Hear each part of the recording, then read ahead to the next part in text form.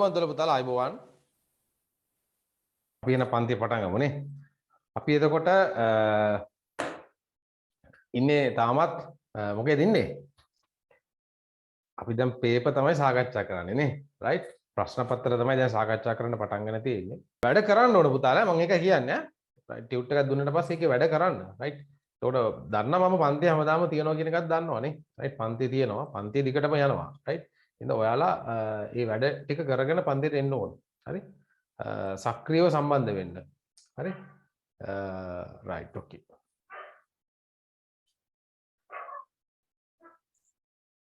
Right. පහත රූපය මිනිස් ඇසක හරස් කඩ දැක්වෙන සටහනකි. එහි සමහර කොටස් අංක වලින් දක්වා ඇතනේ.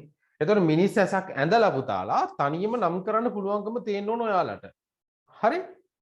හරි දැන් මේ පේපර් කරනකොට ඒව තමයි ඔයාලා වැඩි දියුණු කරගන්න ඕන. රයිට්? එතකොට ප්‍රශ්න පත්‍රයක් ගත්තම ඒකේ දැන් හැම පාඩමකම ප්‍රශ්න තියෙනවා නේ. එතකොට මේ ප්‍රශ්නෙට විතරක් ලඝු වෙන්න එපා. රයිට්? මේ ප්‍රශ්නෙට විතරක් කොටු වෙලා ඉන්න එපා. මේ මුළු පාඩමම කියවන්න. මේ පාඩමම කියවලා තමයි අරකට උත්තර ලියන්න ඕනේ. එතකොට ඒකයි මේකෙන් අපි බලාපොරොත්තු වෙන්නේ නේ. එතකොට මුළු පාඩමේම තියෙනවා ඔයාලා කවර් කරනවා. රයිට්? එතකොට වෙන ප්‍රශ්නයක් ආවත් ඒ පාඩමෙන් එතකොට ඔයාලා ලියන දේසි. රයිට්? ඒක තමයි මේකේ තියෙන ක්‍රමය. රයිට් ඕකේ. හරි පහත රූපයේ මිනිස් ඇසක හරස් කඩ දැක්වෙන සටහනකි. එහි සමහර කොටස් අංක වලින් දක්වා ඇත. හරි. අංක වලින් තමයි දක්වලා තියෙන්නේ නේ. අහනවා යම් වස්තුවක් පෙනීම සඳහා අත්‍යවශ්‍ය සාධක දෙක මොනවාද? රයිට්? යම් වස්තුවක් පෙනීම සඳහා අත්‍යවශ්‍ය වන සාධක දෙක මොනවාද? කියලා තමයි අහන්නේ. මොනවද? පෙනීමට අපිට තියෙන්න ඕන කාරණා දෙකයි. මොනවද ඒ කාරණා දෙක? එක ආලෝකය, දෙක නිරෝගිමත් ඇසක්. රයිට්? යම් වස්තුවක් පෙනීමට අපිට තිබිය යුතු කාරණා දෙකයි. එකක් තමයි ආලෝකය. ආලෝකය අනිවාර්යයෙන්ම තියෙන්න ඕන නේද? ආලෝකය නැත්නම් අපිට පේන්නේ නැහැ. අනිත් එක තමයි නිරෝගිමත් ඇසක්. රයිට්? නිරෝගිමත් ඇසක්. හරි? ওই දෙක තමයි අපිට තියෙන්න ඕන. පෙනීමක් තියෙන්නේ. ඉතාමත්ම ලේසි ප්‍රශ්නයක්. රයිට්. ඊළඟට යමු බලන්න. රූප සටහනේ දෘෂ්ටි විතානය හා තාරා මණ්ඩලයේ දැක්වෙන අංක පිළිවෙලින් ලියන්න. ඔව් දෘෂ්ටි විතානයයි තාරා මණ්ඩලයයි. එතකොට පුතාලා දැන් මේකේ කොටස් ටික ඉස්සෙල්ලා බලන්න මොනවද මේකේ තියෙන කොටස් කියලානේ. අංක 1කින් තියෙන්නේ මොකද්ද? ඔයාලා කියන්න. මොකද්ද අංක 1කින් තියෙන්නේ? සුදු පාට ස්තරයක්. මොකද ඒක කියන්නේ අපි ශ්වේත ඝන ස්තරය නේ. ශ්වේත ඝන ස්තරය. ඊට පස්සේ ඊට පස්සේ ශ්වේත ඝන ස්තරය තමයි පිටිතින්ම තියෙන්නේ. ඇතුළතින්ම තියෙනවා මොකද්ද? ඇතුළතින්ම තියෙන දෘෂ්ටි විතානය නේ. ඇතුළතින්ම තියෙන දෘෂ්ටි විතානය. ඒතර දෘෂ්ටි විතානය ශ්වේත ඝන ස්තරයයි අතර තියෙන මොනවද? රුධිරග්‍රාහිය. ඇසට පෝෂණය සපයන්න රුධිර වාහිනී තියෙනවා. රයිට්? ඒක තියෙන්නේ මැද තියෙන්නේ. ඊට පස්සේ මේ තියෙන පහ කියලා කියන්නේ මොකද්ද? මධ්‍ය කූපය නේ. මධ්‍ය කූපය. ඊට පස්සේ 6 කාච රසය. අන්න 4 තමයි මොකද්ද? තාරා මණ්ඩලය නේ. 4 තමයි තාරා මණ්ඩලය. රයිට්? 3 කියන්නේ කාචය. ওই ටිකනේ මේකේ තියෙන්නේ. රයිට්. අහන රූප සටහනේ දෘෂ්ටි විතානය හා තාරා මණ්ඩලය දැක්වෙන අංක පිළිවෙල. දෘෂ්ටි විතාන නිරූපණය කරන පුතා අංක 2කින් මෙතන. දෘෂ්ටි විතානයේ අංක 2කින් තාරා මණ්ඩලයේ අංක 4කින්. තාරා මණ්ඩලයේ අංක 4කින්.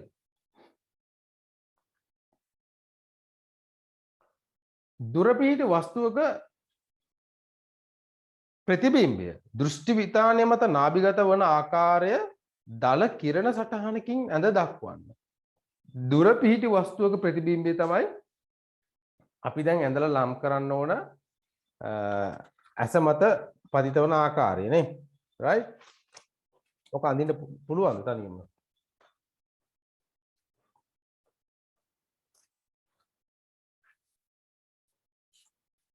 රයිට්.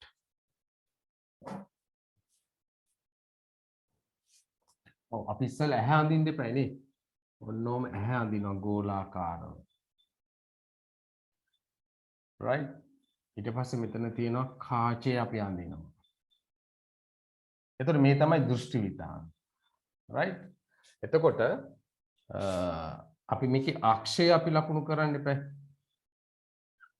right? ඔන්නෝම අක්ෂය තියෙනවා නේ. හරි. එතකොට පුතාලා දුර පිහිටි වස්තුවක්. දුර පිහිටි වස්තුවක් කියලා කියන්නේ දුර ඉඳලා එන්නේ ආලෝක කිරණ සමාන්තරවයි එන්නේ. right? දුර පිහිටි වස්තුවකින් කාචයට ආලෝකය එන එක අපි කොහොමද නිරූපණය කරන්නේ? සමාන්තරවයි එන්නේ පුතාලා. ඒතර ඔන්න ආලෝක කිරණ දෙකක් සමාන්තරව එනවා දැන්. right? සමාන්තර වෙනවා. right? ඒතර මේකත් ආලෝක කිරණයක් විතර අපි ගන්නවා. right? ඔන්න ආලෝක කිරණ තුනක්ම දැන් සමාන්තර වෙනවා. right? ඊට පස්සේ මොකද වෙන්නේ? මේක නාභිගත වෙන්න ඕන මෙන්න මෙතන නේ. ඕම් උතර නාභිගත වෙන්න ඕන. right?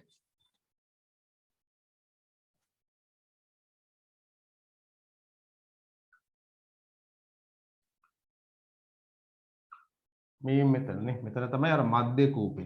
එහෙම නැත්නම් කහලපේ තියෙන මෙතන. right? කියන්නේ දෘෂ්ටි විතානේ මත කියලා තමයි අපි කියන්නේ. හැබැයි ඉතින් මේක මෙතන හරි පොයින්ට් එක තමයි මධ්‍ය කූපය. right?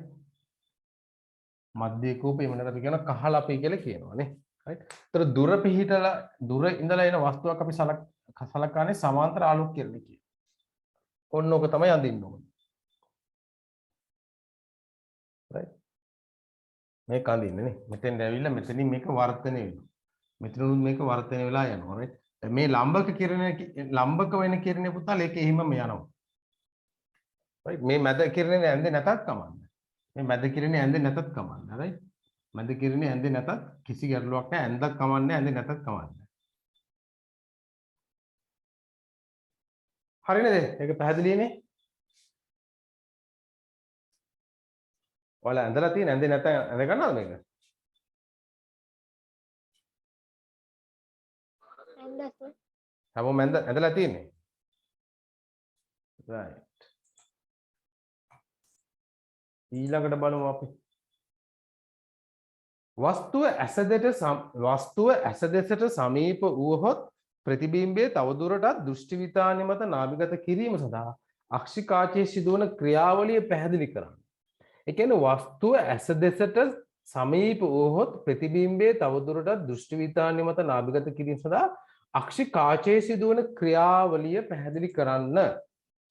එතකොට පුතාලා මොකද්ද වෙන්න ඕන? දැන් වස්තුව ලං වෙනවා. right? වස්තුව ලං වෙනකොට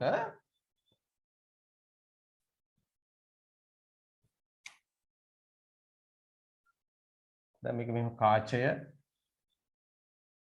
වස්තුවක් ළඟයි කියලා කියන්නේ right? ළඟයි කියලා කියන පුතාලා එතනින් ඇත්තටම එන්න අපසාරී ආලෝක කියනවා. right? අපසාරී ආලෝක. අපි හිතමු මේ තියෙන වස්තුව කියලා. right? එතකොට එතනින් ඔන්න ඔය වගේ ආලෝක කිරණ තමයි එන්නේ. right? ඒක කියන්නේ මේ මොන ආලෝක කිරණද? මේ ඇවිල්ලා අපසාරී ආලෝක කිරණ. right? එතකොට දැන් මෙයා වැඩි කෝණයකින් තමයි මේ කාචයට එන්නේ.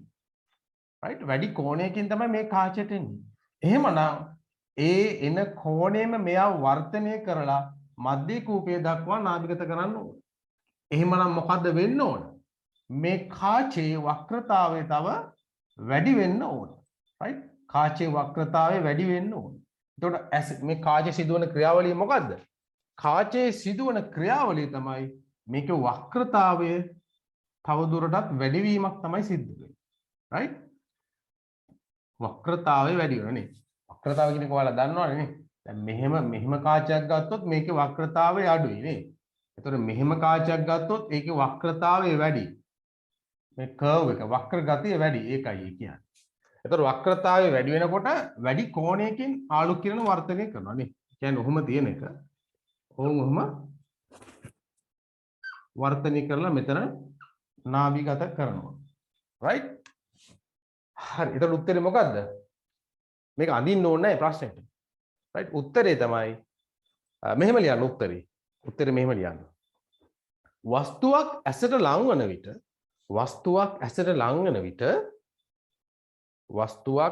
ලංවන විට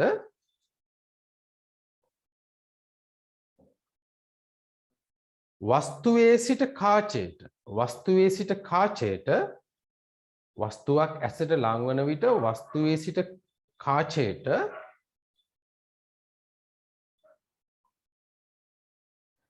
පැමිණෙන්නේ අපසාරී ආලෝක කිරණය පැමිණෙන්නේ අපසාරී ආලෝක කිරණය අපසාරී ආලෝක කිරණය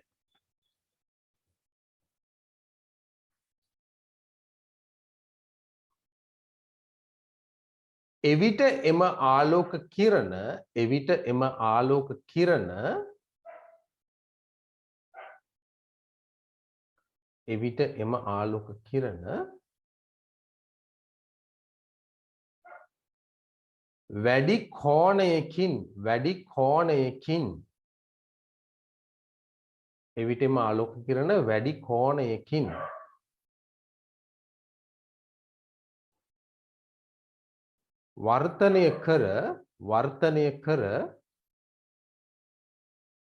වර්තනය කර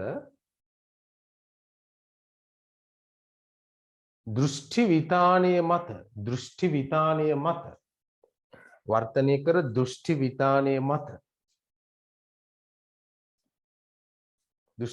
මත නාභිගත කළ යුතුය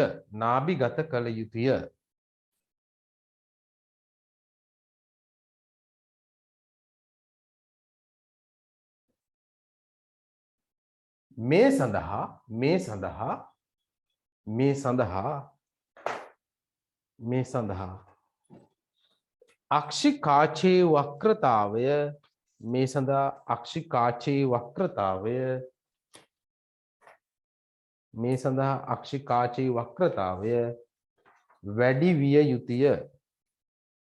අක්ෂි කාචේ වක්‍රතාවය වැඩි විය යුතුය right මේක වක්‍රතාවය වැඩි වෙනවා පුතාලා පැහැදිලි නේද ඒක right කොට ඉන්න කෝල් එකක් එනවා මට තප්පරයක් දෙන්න පුතාලා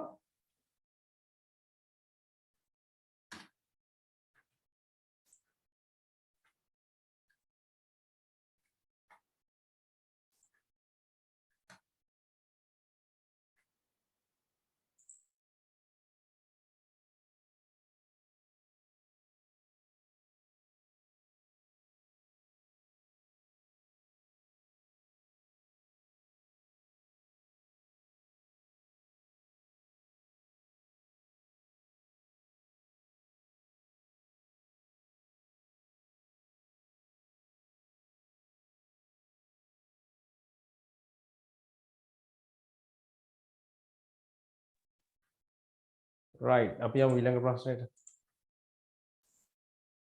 ඊළඟ කියනවා වස්තුව නෑ sorry ඊළඟට තියෙනවා දෘෂ්ටි විතානයේ මත සෑදෙන ප්‍රතිබිම්බය උඩු කුරුද යටි කුරුද මොකද්ද දෘෂ්ටි විතානයේ මත සෑදෙන ඒ ප්‍රතිබිම්බයේ ලක්ෂණ මොනවද එකක් තමයි ප්‍රතිබිම්බය ඊටාත්ම කුඩා ප්‍රතිබිම්බයක් අනිත් එක තමයි ප්‍රතිබිම්බය යටි කුරුයි නේ යටි කුරුයි ඒ කියන්නේ මෙතන මෙන්න මේ වගේ වස්තුවක් තිබ්බනම් මේ මෙතන හැදෙන්නේ ඒකේ යටිකුරු ප්‍රතිබිම්බයක් right යටිකුරු කුඩා ප්‍රතිබිම්බයක් right යටිකුරු කුඩා ප්‍රතිබිම්බයක් ඊට පස්සේ මෙතන තියෙනවානේ යෂ්ටි සහ කේතු සෛල නේ ඊට පස්සේ අන්නේ සෛල මගින් ඒ ශ්‍රවණ sorry ඒ දෘෂ්ටි සංවේදනය නේද මොළය කරා රැගෙන යනවනේ right සංවේදක ස්නායුව මගින් right මොළයෙන් තමයි හඳුනාගන්නේ එයා කෙලින් හිටවලා හඳුනාගන්නේ මොළයෙන් තමයි right පින්තූරය එහෙමයි හඳුනාගන්නේ right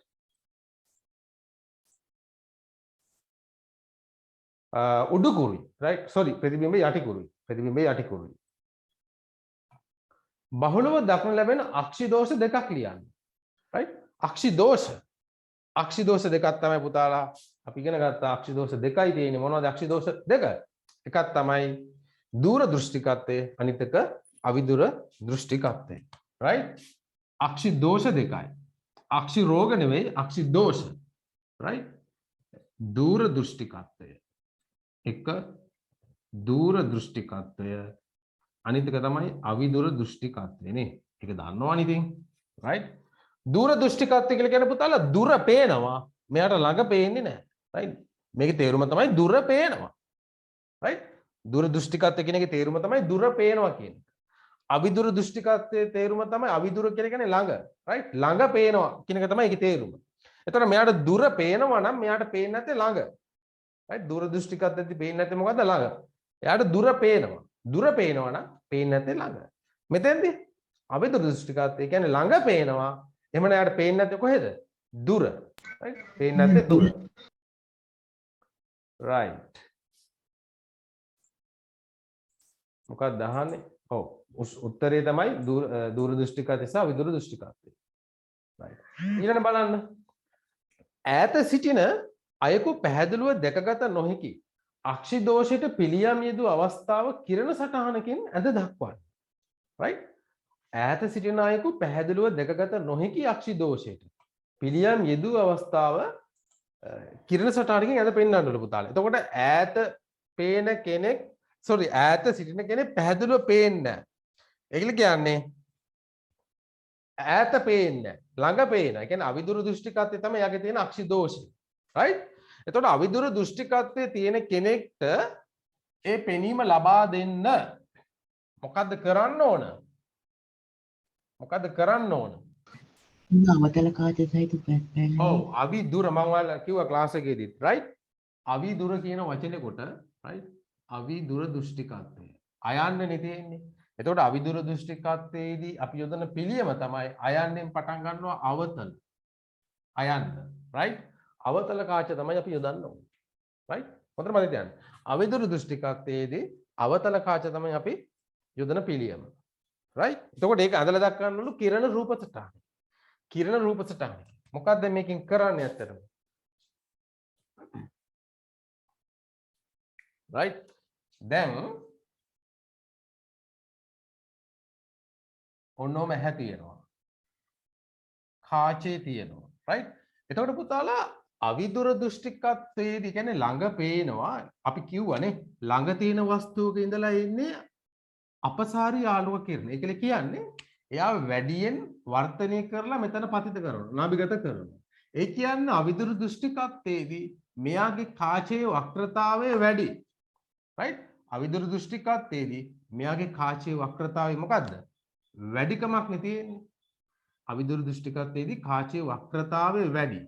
එතකොට මෙයාට මේකේ වක්‍රතාවය අඩු කරගන්න බැරි ප්‍රශ්නයක් තමයි තියෙන්නේ. right? වක්‍රතාවය අඩු කරගන්න බැරි ප්‍රශ්නයක් තමයි තියෙන්නේ. එහෙම වුණාම අර ඈත ඉඳලා එන වස්තු right? ඈත ඉඳලා එන වස්තුන් මොකද කරන්නේ පුතාලා? දැන් මෙයාලගේ වක්‍රතාවය වැඩිනේ. ළඟ නමනවානේ. ඈත ඉඳලා එන වස්තුන් මොකද කරන්නේ?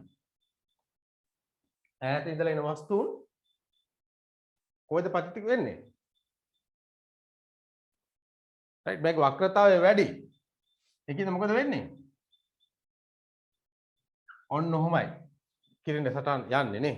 right? ඒක ඕක වළක්වන්න තමයි මොකද කරන්නේ? මේ මැදට දානවා. මේ මැදට දානවා. මේ මැදට දාන පුතාලා අවතල කාචයක්.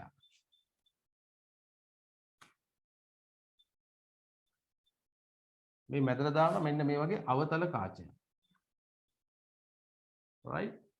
දැන් මොකද වෙන්නේ? ඈත ඉඳලා එන වස්තුන් right? ඈත ඉඳලා වස්තුන් ටිකක් ඉස්සලා දෙනවා. right? ඈත ඉඳලා වස්තුන් මේ අවතල කාචය මගින් ටිකක් මෙතනින් මේ කෝණය පොඩ්ඩක් උස්සලා දෙනවා. දැන් මොකද කරන්නේ? දැන් මෙයාට මේක පේන්නේ ළඟ ඉඳලා එන වස්තුවක් විතර තමයි දැන් මේ අඳුනගන්නේ නේ. මේ කාචි දැන් මේ අඳුනගන්නේ ළඟ ඉඳලා එන වස්තුවක් විතර. කියන්නේ බලන්න මේ ආලෝක කිරණ දික් කරොත් එමේ. right? ඒ කියන්නේ දැන් මේ ළඟ ඉඳලා එන වස්තුවක් විතර තමයි දැන් මේ අඳුනගන්නේ. අවතල කාලය යෙදුවට පස්සේ කියන අවතල කාචය මගින් කරන්නේ අර ඈත ඉඳලා එන සමාන්තර ආලෝක කිරණ දෙක අවතල කාචය මගින් පොඩ්ඩක් උස්සලා දෙනවා දෙපැත්තට. right? එතකොට එහෙම වුණාම දැන් මෙයා අඳුනගන්නේ මේක ළඟ ඉඳලා එන වස්තුවක් විතර තමයි අඳුනගන්නේ. දැන් එයා මොකද කරන්නේ? සුපුරුදු පරිදි නාභිගත කරනවා දෘෂ්ටි විතානේ මත. right? දෘෂ්ටි විතානේ මත. පැහැදිලිද? තේරුණාද? right. මෙන්න මේක තමයි ඇඳ ගන්න ඕනේ. ඔව් සර්. right? මේක තමයි ඇඳ ගන්න ඕනේ. ඕක ඇඳ ගන්න. right බැරි වෙලාවකත් මේ කාචේ තිබ්බේ නැත්තම් මේ ආලෝක කිරණ දෙක නාභිගත වෙන්නේ මේ දෘෂ්ටි විතානයේ ඉස්සරහින්. දෘෂ්ටි විතානයේ ඉස්සරහින්. ඒකට පේන්නේ නැහැ යාට ඒකයි. right ඒකින්ද අපි අවතල කාචය මගින් ආලෝක කිරණ දෙක පොඩ්ඩක් මෙහෙම දෙපැත්තට කරලා දෙනවා. right එතකොට ඒ අඳුනගන්නේ ළඟ ඉඳලා එනවා වගේ තමයි. දැන් අවුලක් නැහැ. දැන් අතන නාභිගත වෙනවා.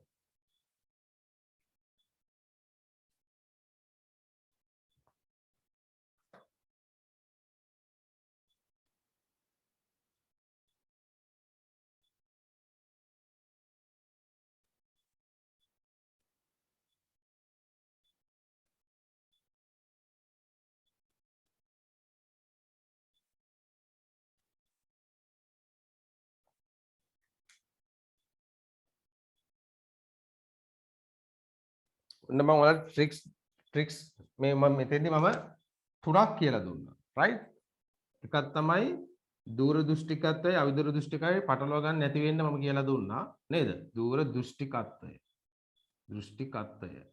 දූර දෘෂ්ටිකත්වය කියන එක තීරණය තමයි දුර පේනවා. එහෙනම් පේන්නේ නැත්තේ ළඟ. අවිදූර දෘෂ්ටිකත්වය කියන්නේ ළඟ පේනවා. පේන්නේ නැත්තේ මොනවාද? දුර.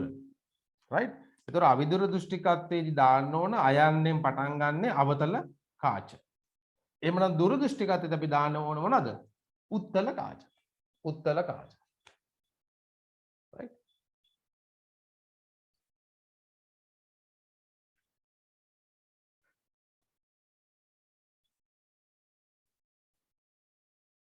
හරි නේද එහෙනම්? හරි සර්. හරිනේ. හැමෝම තේරුණා නේද කියන්නේ?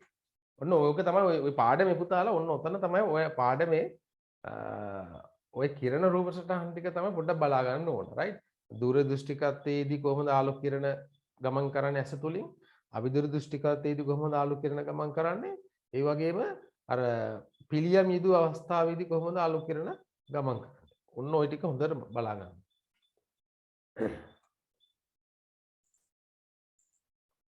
right එතකොට ඔන්න ඒකත් ඉවරයි. ඒ ප්‍රශ්නේ ඊළඟ මේ ප්‍රශ්නේ මම මේක රෙකෝඩින් එක ඔෆ් කරලා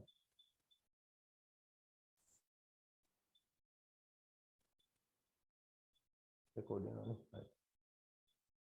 රෙකෝඩ් වෙනවද නැද්ද?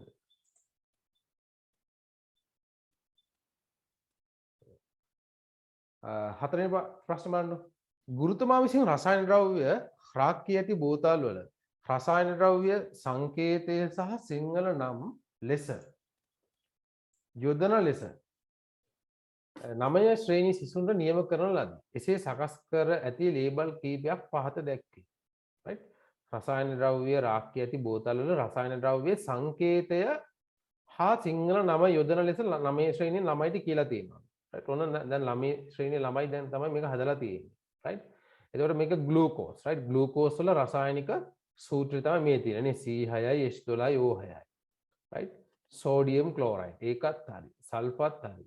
ෆෙරස් යකඩ කුඩු කොපර් සල්ෆේට් නේ කොපර් සල්ෆේට්. right ඊට ද්‍රව්‍ය මූල ද්‍රව්‍ය හා සංයෝග ලෙස බෙදා දක්වන්න.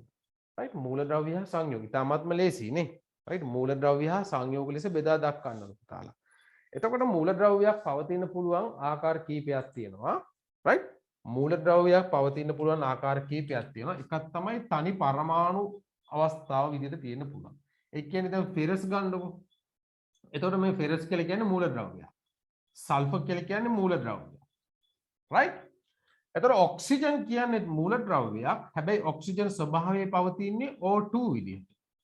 ඒ කියන්නේ ඔක්සිජන් පරමාණු දෙකක් එකතු වෙලා. ඒත් මේක මූල ද්‍රව්‍යයක්. right ඒත් මේක මූල ද්‍රව්‍යයක්. ඒක කියන්නේ මූල ද්‍රව්‍ය පවතින්න පුළුවන්.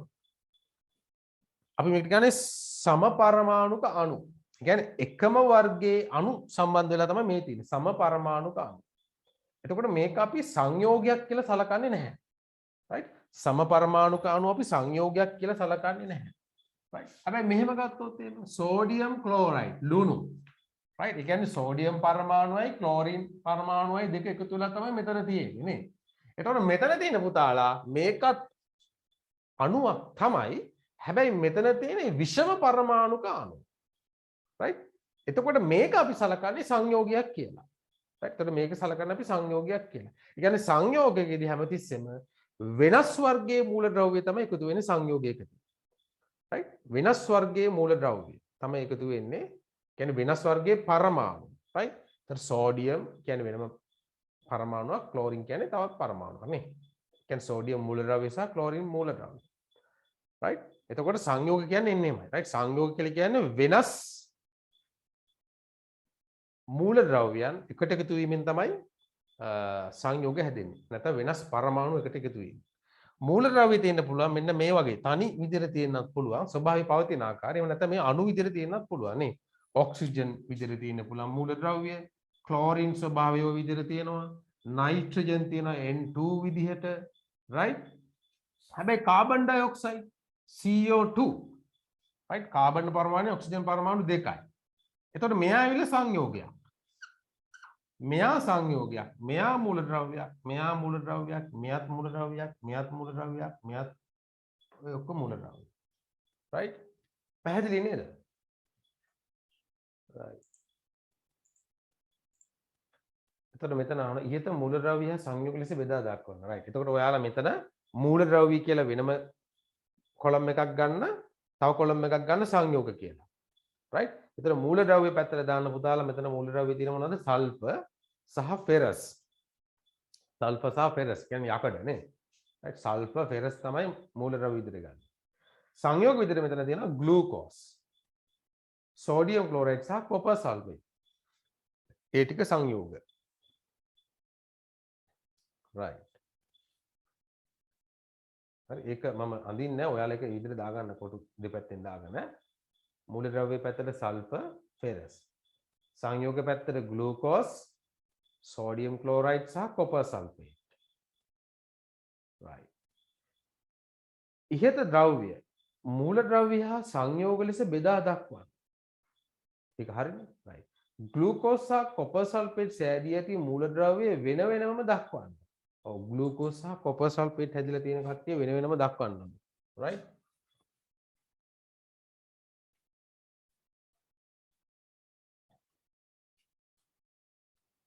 ග්ලූකෝස් C6යි H12යි O6යි.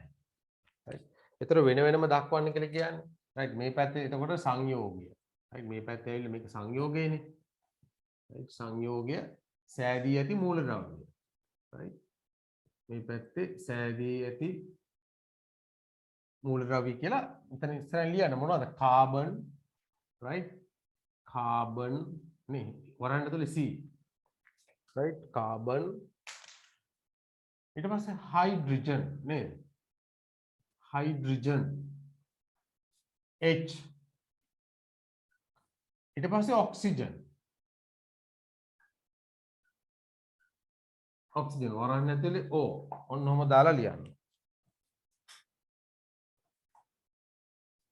right. ඊට පස්සේ කොපර් සල්ෆේට් CuSO4. right. එතකොට මෙතන කොපර් නේද? කොපර්. කොපර් තමයි අපි කියන්නේ තඹ කියලාත් කියන්නේ නේ. එතකොට වරහන් ඇතුලේ Cu. right. capital C simple U. ඊට පස්සේ සල්ෆර් තියෙනවා මෙතන නේ. සල්ෆර්. capital S සහ ඔක්සිජන් තියෙනවා. Oxygen capital O. right. මූලද්‍රව්‍ය සංකේතය ලියනකොට මතකද අපි කියලා දුන්නා. right. එතකොට මෙයා නේද? තනි අකුරුනුත් අපි හඳුන්වනවා, අකුරු දෙකකුනුත් හඳුන්වන අවස්ථාවල් තියෙනවා. right. තනි අකුරෙන් හඳුන්වන අවස්ථාවල් වලදී අපි හැමතිස්සෙම මුල්ම අකුර කැපිටල් අකුරෙන් තමයි ලියන්නේ. right. දෙවෙනි අකුර සිම්පල් අකුරින්. දැන් මම ලියුවේ sodium. right. Sodium. right. Sodium කියලා කියන්නේ අර ලතින් වචනෙන් හැදලා තියෙන නෙට්‍රියම් කියන එකේ ඉන්නේ. right. නෙට්‍රියම් කියන වචනෙන් N සහ A අරන් තමයි මේ හදලා තියෙන්නේ නේ. right. කොපර් කියන වචනේ හදලා තියෙන්නේ කියුප්‍රම් කියන වචනේ නේ. කියුප්‍රම්. right. ලතින් භාෂාවේ.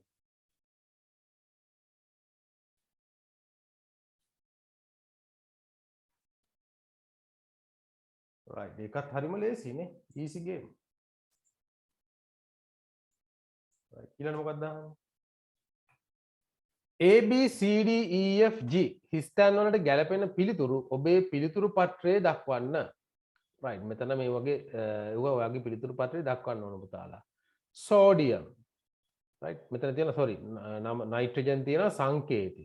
nitrogen වල සංකේතය capital N නේ. ඒක මොකක්ද නේ? nitrogen අපි සංකේතයක් කරන්නේ capital N අකුරේ.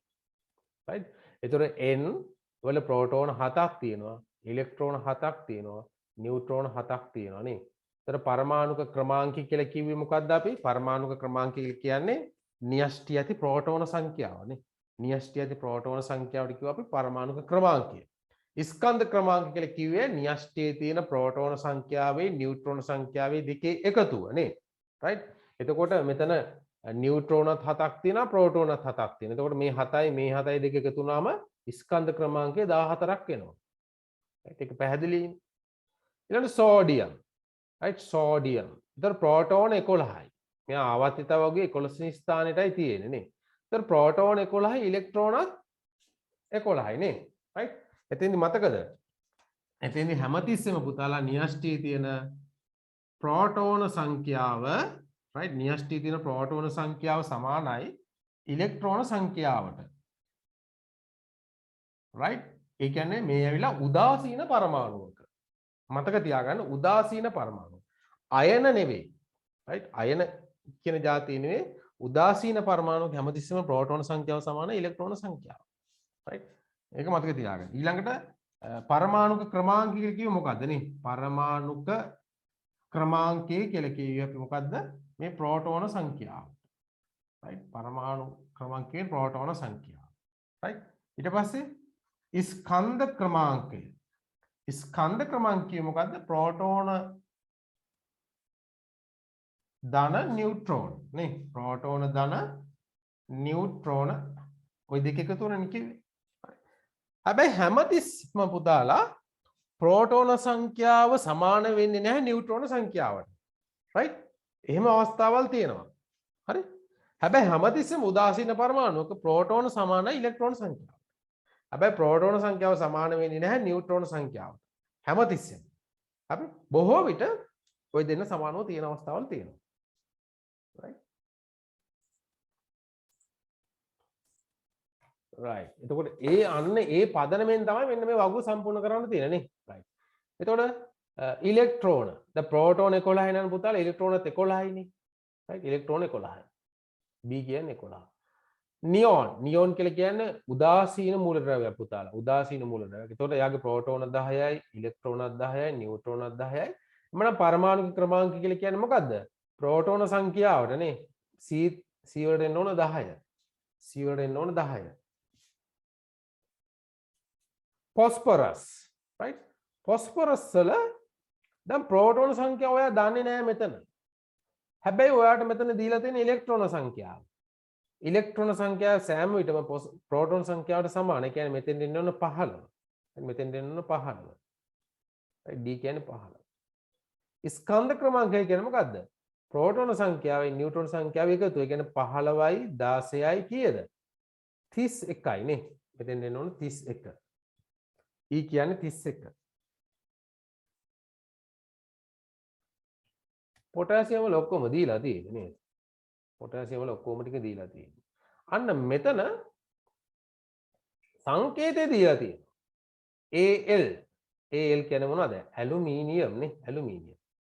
ඇලුමිනියම්. right. ඒතර ඇලුමිනියම් වල ප්‍රෝටෝන සංඛ්‍යාව දීලා තියෙන 13යි කියලා. ඒතර ඉලෙක්ට්‍රෝනත් 13යි. හරි නේද? දෙක සමාන වෙන්න එපා. හැබැයි මේ පැත්තේ දීලා තියෙන පුතාලා ස්කන්ධ ක්‍රමාංකය 27යි කියලා. එහෙමනම් නියුට්‍රෝන සංඛ්‍යාව වෙන්න ඕන මොකද්ද? 27න් අඩු කරන්න ප්‍රෝටෝන සංඛ්‍යාව. 13ක් අඩු කරපම් උත්තරේ කීයද? 14යි. නේ? G කියන්නේ 14යි.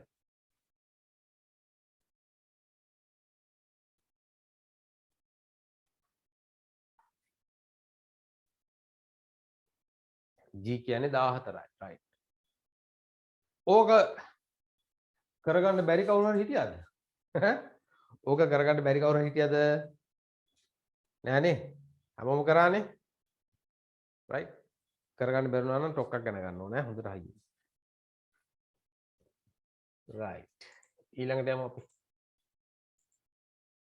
ඔන්න පස්වෙනි ප්‍රශ්නේ නේ. පස්වෙනි ප්‍රශ්නේ. right. ඔව්. නැවතුණු වාහනයක් තල්ලු කරන රූපයක් මෙහි දැක්වේ. මිනිසා විසින් යොදනු ලබන බලය මැනීමේ සම්මත ඒකක 750කි. right? එතන මිනිසා විසින් යොදනු ලබන බලය පුතාලා බලය මැනීමේ සම්මත ඒකක 750කි. හරි? right. ඒ කියන්නේ මෙයා බලය මැනීමේ ඒකක 750ක් යොදවලා තමයි මෙයා මේක තල්ලු කරන්නේ. මේ දවස්වල නම් මේ වගේ දේවල් ඕන තරම් තියෙනවා නේ. තල්ලු කරනවා. right. එතකොට අහනවා බලය මැනීමේ සම්මත ඒකකෙහි සංකේතය සලකුණු කරන්න. right? බලය මැනීමේ සම්මත ඒකකය මොකද්ද? හරිම ලේසි. බලය මනින සම්මත ඒකකය තමයි මොකද්ද? නිව්ටන් නේද? N capital N අකුර. නිව්ටන්. මේක ලියලා වරන්න ඇතුලේ නිව්ටන් කියලා ලියන්න. right? නිව්ටන්. නිව්ටන්. මොකද්ද බලයක් කියලා කියන්නේ? බලයක් කියලා කියන්නේ ඇදීමක් හෝ තල්ලු කිරීමක්. right? ඇදීමක් හෝ තල්ලු කිරීමට තමයි අපි කියන්නේ බලය කියලා. right? බලයේ පාඩමට කාට හරි සම්බන්ධ වෙන්න බැරුණා නම් මගේ රෙකෝඩ්ස් තියෙනවා බලන්න. right? බලලා ඒක සම්පූර්ණ කරගන්න.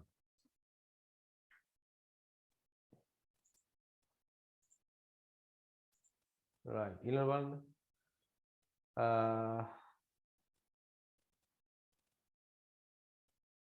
තල්ලු කිරීමට යොදනු ලබන බලය සම්මත ආකාරයට ලියන්න. අන්න දැන් අහනවා තල්ලු කිරීමට යොදනු ලබන බලය සම්මත ආකාරයට ලියන්න. දැන් මෙයා යොදලා තියෙන 750 නේ. 750 ඉතින් ඕක මොකද්ද? ඕක ලියන්න 750 newton. right? 750 n. 750 n. Newton 750යි. නිව්ටන් 750යි.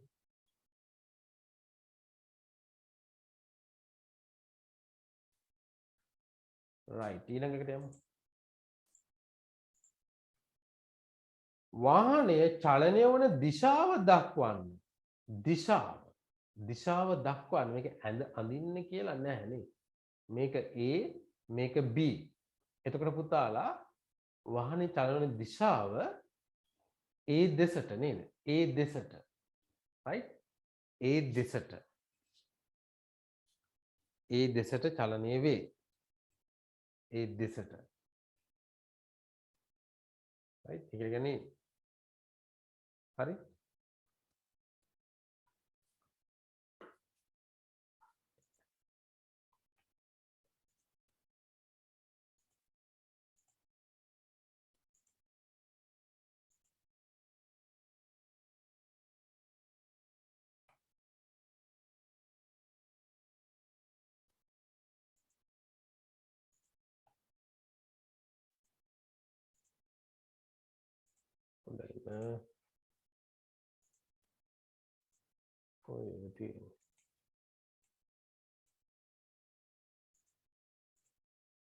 right. එතකොට මෙහෙමයි. ඔතන දිශාව දක්වන්න පුළුවන් ආකාර කීපයකට. එකක් තමයි දැන් මේ පින්තූරය දිහා බලනකොට ඔයාලගේ වම් අත පැත්තේ A තියෙන්නේ. right? එතකොට A.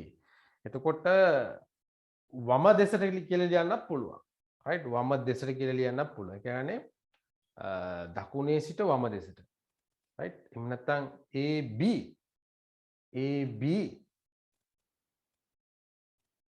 කමා A දෙසට. එහෙම ලියන්නත් පුළුවන්. right. දෙවෙනි එක බලන්න.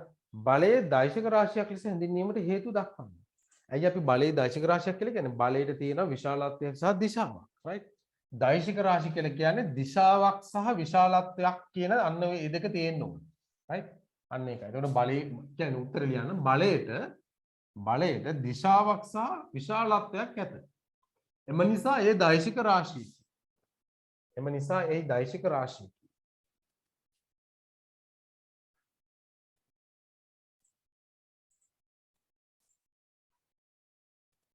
විද්‍යාගාරයේදී බලය මැනීමට යොදාගත හැකි උපකරණය කුමක්ද? විද්‍යාගාරයේ තියෙන මොනවද? නිව්ටන් දුනු තරාදිය. right? තරාදි කීපයක් තියෙනවා. එකක් තමයි කිලෝග්‍රෑම් තරාදිය. අනිත් එක තමයි නිව්ටන් දුනු තරාදිය. නිව්ටන් දුනු තරාදියෙන් කෙලින්ම අර නිව්ටන් වලින් සඳහන් කරලා තියෙන්නේ. ඒකින්ද නිව්ටන් වලින් ලැබෙන බලය. right? හැබැයි බැරි වෙලාවකවත් කිලෝග්‍රෑම් තිබුණොත් එහෙම. කිලෝග්‍රෑම් තරහාදීන් අපි කිරුවොත් එහෙම අපිට යම්කිසි බරක් යම්කිසි වස්තුවක් අපි කිරුවා කියන්නකො කිලෝග්‍රෑම් දුණු තරහාදීන්.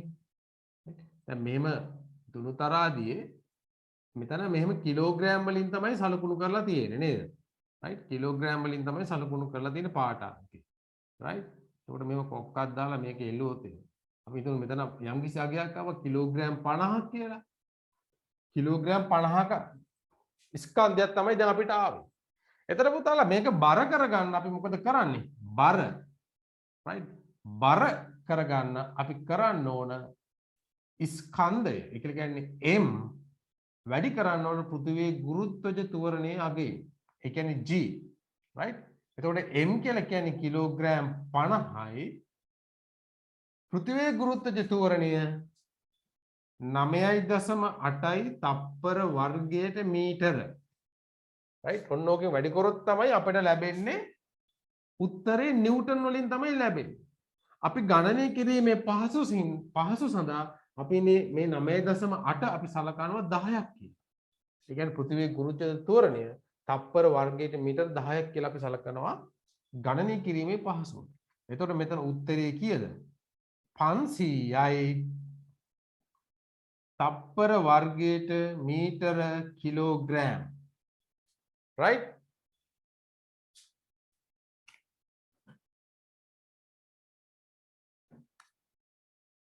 තප්පර වර්ගයට මීටර කිලෝග්‍රෑම්.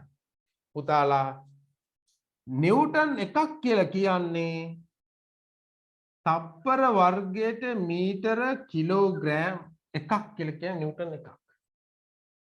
right? නිව්ටන් එකක් කියලා කියන්නේ තප්පර වර්ගයට මීටර කිලෝග්‍රෑම් එකක් නිව්ටන් එකයි. right? ඒ කියන්නේ මෙතන උත්තරේ අපි නිව්ටන් වලින් දුන්නොත් නිව්ටන් 500යි. right? ඒ කියන්නේ මෙන්න මේක තමයි බර. මේ වස්තුවේ බර තමයි මේ නිව්ටන් 500යි. බර කියලා කියන්නේ පුතාලා බලයක්. right? බර කියලා කියන්නේ බලයක්. බර පෘථුවිය දෙසට කියන්නේ පොළොව දෙසට තමයි ක්‍රියාත්මක වෙන්නේ. right? පැහැදිලිද? මම මේ අමතර දෙයක් කිව්වේ ඈ. ඔය කියන දේවල් ලියා ගන්න පැත්තකින් හරි. හරි ඒතර මේක දුණු තරහාදී උත්තරේ නේ විද්‍යාකාරීදී බලය මැනීමට යොදා ගන්න නැති වෙන දුණු තරහාදී. වාහනයට බලය යෙදෙන අයුරු රූපිකව නිරූපණය කරන්න. බලය රූපික නිරූපණය. right? එතකොට අපි කොහොමද රූපිකව නිරූපණය කරන්නේ? දැන් මෙහෙම අපිට මෙතන අර මේ වාහනේ අඳින්න ඕනේ රෝද දදා. මේක තමයි වාහනේ. right? මේක තමයි වාහනය. එතකොට පුතාලා අපි දැන් නිව්ටන් 500ක බලයක් තමයි දෙන්නේ. sorry කීයද? නිව්ටන් 500 යන්නේ කීයද තියෙන්නේ? නිව්ටන් 750ක. right? නිව්ටන් 750ක බලයක් නේ දැන් මේ පුද්ගලයා දෙන්නේ. ඒ කියන්නේ මෙන්න මෙතනනේ මෙයා තල්ලු කරන්නේ. ඒ කියන්නේ මේ පුද්ගලයා බලය යොදන්නේ මෙන්න මෙතෙන්ට. right? මෙතන අත තියෙන තමයි තල්ලු කරන්නේ. ඒ කියන්නේ බලය යෙදෙන්නේ මෙතෙන්. මේ බලය යෙදෙන ලක්ෂයට අපි කියනවා බලයේ උපයෝගී ලක්ෂය. මොකක්ද මෙතන කියන්නේ? මේකට අපි කියනවා බලයේ උපයෝගී ලක්ෂය. right? බලයේ උපයෝගී ලක්ෂය. හරි? එතකොට එතෙන්යි බලය යෙදෙන්නේ ඒක අපිට පුළුවන් බලය යොදන දිශාව හිසෙන් නම් කරන්න පුළුවන්. right? එතකොට පුතාලා නිව්ටන් 750ක බලයක් නේ යොදන්නේ. right? එතකොට මේ ඊතලයේ දිගින් නිරූපණය කරන්නේ බලයේ විශාලත්වය. ඒ කියන්නේ මේ 750 තමයි ඊතලයේ දිගින් නිරූපණය කරන්නේ. අපි ගත්තොත් එහෙම සෙන්ටිමීටර එකක් නිව්ටන් 100ක් කියලා අපි සැලකුවොත් එහෙම. right? සෙන්ටිමීටර එකක් නිව්ටන් 100ක් කියලා සැලකුවොත් එහෙම. ඔයාලා මේ ඊතලයේ දිග අඳින්න ඕන සෙන්ටිමීටර් 7.5. right? ඒක මෙතන ලකුණු කරන්න ඕනේ නැහැ. අඩිරූල තියලා සෙන්ටිමීටර් 7.5 කියලා මේකේ මනින්න ඕන. right? අන්න ඒ අගය නිව්ටන් 750 කියලා අපි දෙනවා. යටින් මෙන්න මේක ලියන්න. යටින් මොනක ලියන්න. සෙන්ටිමීටර් එකක් කියලා කියන්නේ නිව්ටන් 100යි. එවනම් මේකේ දිග සෙන්ටිමීටර් 7.5. 7.5 කියලා මේක මාක් කරන්න අවශ්‍යතාවයක් නැහැ. මෙන්න මේක තමයි ඔතන උත්තරේ. right? ඔතන උත්තරේ. right? බලයේ රූපික නිරූපණය. ඒ කියන්නේ බලයේ යොදන ලක්ෂය, බලයේ උපයෝගී ලක්ෂය, බලයේ විශාලත්වය තමයි ඊතලයේ දිගින් අපි නිරූපණය කරන්නේ. බලයේ විශාලත්වය අපි මෙහෙම සලකුණු කරනවා. right? බලයේ විශාලත්වය තමයි ඊතලයේ දිගින් අරු කරන්නේ. ඒක අපි ලියනවා මෙන්න නිව්ටන් 750. දිශාව ඉහිසි. right? ඔන්නෝක තමයි පාඩමේ තියෙන්නේ. ඕක ඇඳ ගන්න. එතකොට මේක පුතාලා දිශාවට ලකුණු කරන්න. right? මේ පැත්ත A නේ තිබුණේ. මේක A දිශාව, මේක B දිශාව. right? ඕක ඇඳලා right? ඕක ඇඳලා යටින් ඕන අපිට දිශාවත් ලියන්න පුළුවන්. right? දිශාවත් ලියන්න පුළුවන්.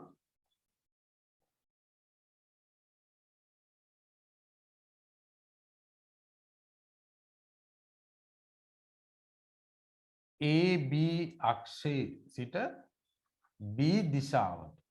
right? B දිශාවට නිව්ටන් 750. ඔන්න ඔකත් ලියන්න.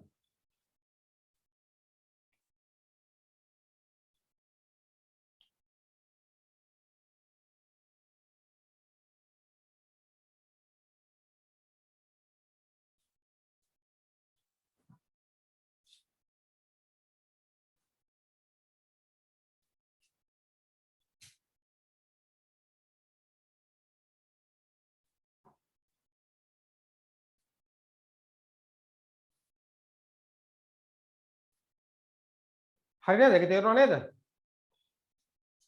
right? ගැටලුවක් තියනවද? නෑ නේ.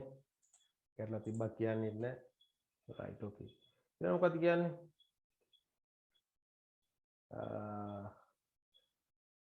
චලනන වස්තුවකට බලයක් දීමේදී සිදුවිය හැකි වෙනස්කම් දෙකක් ලියන්න. ඔව් චලනය වන වස්තුවකට බලයක් දීමේදී සිදුවිය හැකි වෙනස්කම් නේ. දැන් පුතාලා මෙහෙමනේ බලයට කරන්න පුළුවන් කාර්යයන් මොනවද? බලයට කරන්න පුළුවන් කාර්යයන් අපි පහක් ගැන ඉගෙන ගත්තානේ නේද? මොනවද බලයට කරන්න පුළුවන් කාර්යයන්? එකක් තමයි නිශ්චල වස්තුවක් චලනය කිරීම. අනිත් එක තමයි චලනය වන වස්තුවක් නිශ්චල කිරීම. අනිත් එක තමයි චලනය වන වස්තුවක චලනය වන වේගය වැඩි කිරීම. right? කියන්නේ වේගය වෙනස් කිරීම. එක්ක වේගය අඩු කරන්න පුළුවන්, එක්ක වේගය වැඩි කරන්න පුළුවන්. අනිත් එක තමයි චලනය වන දිශාව වෙනස් කිරීම. right? චලනය වන දිශාව වෙනස් කිරීම. අනිත් එක තමයි පුළුවන් මොනවාද? බලයකට පුළුවන් යම්කිසි වස්තුවක හැඩය වෙනස් කරන්න පුළුවන්. නේ? අපි ස්පොන්ජ් කෑල්ලක් අරගෙන අපි මිරිගොත් එහෙම ඒකේ හැඩය වෙනස් වෙනවා. බැලුම් බෝලයක් අරන් අපි මිරිගොත් එහෙම හැඩය වෙනස් වෙනවා. රබර් බෑන්ඩ් එකක් අරන් දෙපැත්තට ඇද්දොත් එහෙම අපි දෙපැත්තටම බලය යොදන්න. එතකොට ඒකේ හැඩය වෙනස් වෙනවා. ඉලාස්ටික් එකක් ඇද්දොත් එහෙම හැඩය වෙනස් වෙනවා. නේ? අන්න බලතර බලයට කරන්න පුළුවන් කාරණා පහයි. හැබැයි බලයක් යෙදුව පමණින්ම වස්තුවක් චලනය වෙන්නේ නැහැ. right? බලයක් යෙදුව පමණින්ම වස්තුවක් චලනය වෙන්නේ නැහැ. එතකොට දැන් ප්‍රශ්නේ අහන්නේ මොකද්ද? චලන වෙන වස්තුවකට සිදුවිය හැකි වෙනස්කම්. චලන වෙන වස්තුවකට කරන්න පුළුවන් දේ තමයි එක්කෝ චලන වෙන වස්තුවේ වේගය වෙනස් කිරීම. ඒ කියන්නේ එක්කෝ අඩු කරන්න පුළුවන්, එක්කෝ වැඩි කරන්න පුළුවන්. ඒක එකක්. එහෙම නැත්නම් පුළුවන් චලන වෙන දිශාව වෙනස් කිරීම. දිශාව වෙනස් කරන්න පුළුවන්. right? යන්න චලන වෙන වස්තුවේ චලිත දිශාව වෙනස් කිරීම. චලනය වෙන වස්තුවේ චලිත දිශාව වෙනස් කිරීම.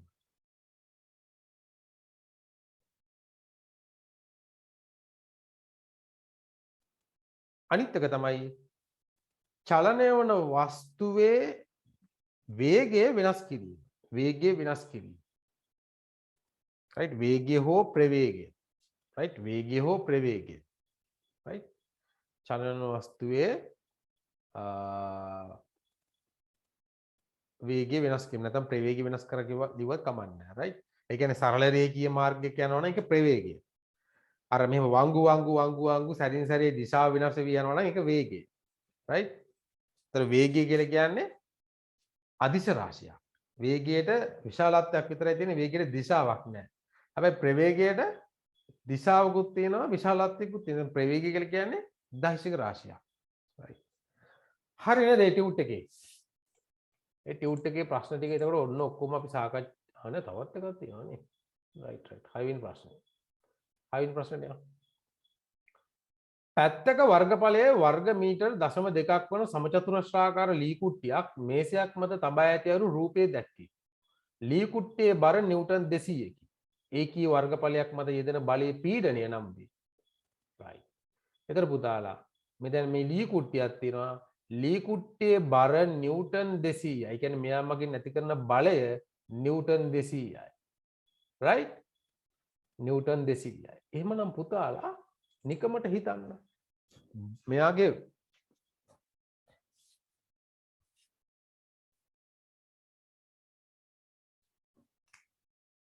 මේසයක් තියෙනවා. මේසේ මත ලී කුට්ටියක් තියෙනවා. ලී කුට්ටිය මගින් ඇති කරන බර right බර නිව්ටන් 200යි. right. එතකොට බර කියලා කියන්නේ මොකද්ද? බර කියලා කියන පුතාලා බර කියලා කියන්නේ m වැඩි කරන්න ඕනේ g right. ඒ කියන්නේ ස්කන්ධය වැඩි කරන ගුරුත්වජ තුවරේ නේ. එතකොට බර දීලානේ තියෙන්නේ. මෙතන බර දීලා තියෙන නිව්ටන් 200යි. එතකොට මේක ස්කන්ධය අපිට හොයන්න ඕන නම් m g කියන්නේ 10යි නේ. තප්පර වර්ගයට මීටර. එතකොට m හොයන්න ඕන නම් මොකද කරන්නේ? 200 බෙදන්න ඕන 10යි. m ලාගේ කීයද? 20යි නේ. 20යි කිලෝග්‍රෑම්. m වල බර 20යි කිලෝග්‍රෑම්. right. එතකොට මේ වස්තුවේ බර මේකේ m ලාගේ කීයද? 20යි කිලෝග්‍රෑම්. right.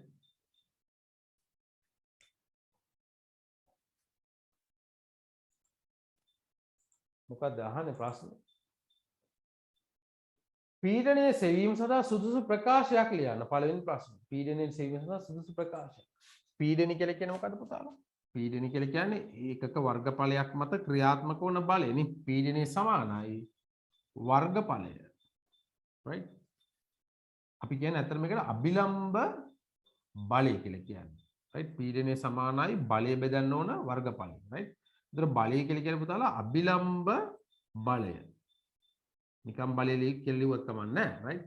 අභිලම්බ බලය කියලා කියන ඍජුව ඇති කරන බලය. බෙදන්න ඕන වර්ගඵලය. ඒ කියන්නේ පෘෂ්ඨීය වර්ගඵලය. right. පෘෂ්ඨීය වර්ගඵලය. දැන් කෙලිම වර්ගඵලය කියලා ලියන්නකෝ. right. වර්ගඵලය. right. පීඩනය කියන්නේ බලය බෙදීම වර්ගඵලය. එතකොට මේක තමයි ප්‍රකාශනය. ඕක තමයි ප්‍රකාශනය.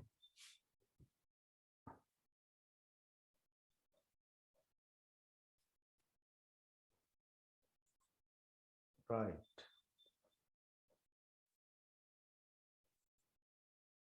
අහනවා ඊළඟට ලී කුට්ටිය මගින් මේසය මත ඇති කරන පීඩනය සොයන්න. right. ලී කුට්ටිය මගින් මේසය මත ඇති කරන පීඩනය සොයන්න. අන්න එතකොට පීඩනය හොයන්න ඕනේ නේ. පීඩනය කියලා කියන්නේ අපි කියන්නේ මොකද්ද? P සමානයි නේද? P සමානයි F බෙදීම A නේ. එතකොට පීඩනය හොයන්න ඕනේ F කියන්නේ බලය. F කියන්නේ බලය. බලය කියලා කියන්නේ මේක තමයි. නිව්ටන් 200යි නේ. right. නිව්ටන් 200යි. ඒක බෙදන්න ඕනේ A වර්ගඵලය 0.25යි නේද? 0.25යි වර්ග මීටර. right.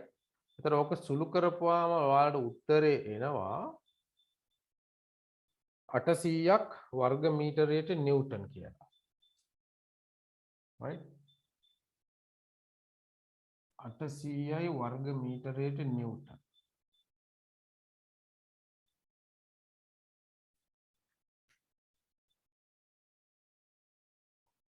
වර්ග මීටරයට නිව්ටන්.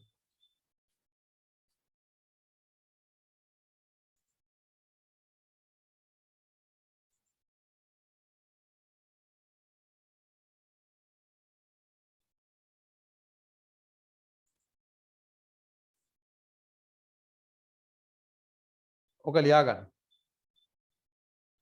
ඉස්සල සමීකරණ ලියා ගන්න. right. සමීකරණ ලියා ගන්න. ඊට පස්සේ ඒකේ ඉංග්‍රීසි right. ඕන මේකේ වරහන් ඇතුළේ ලියන්න right. පීඩනය කියලා කියන්නේ P. බලය කියලා කියන්නේ F. වර්ගඵලය කියලා කියන්නේ A.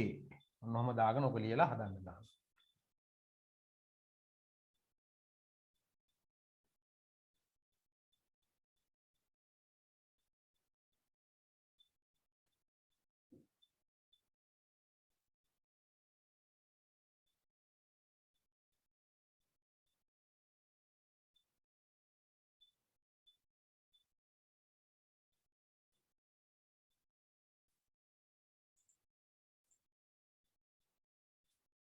හරිද?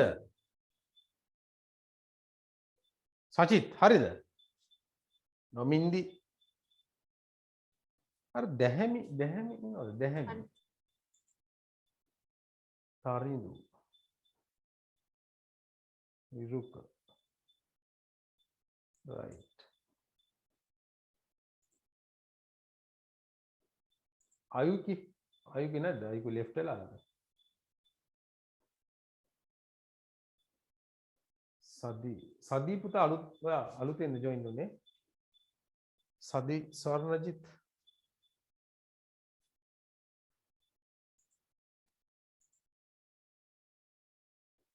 right. අපි යමු ඊළඟ ප්‍රශ්නෙට.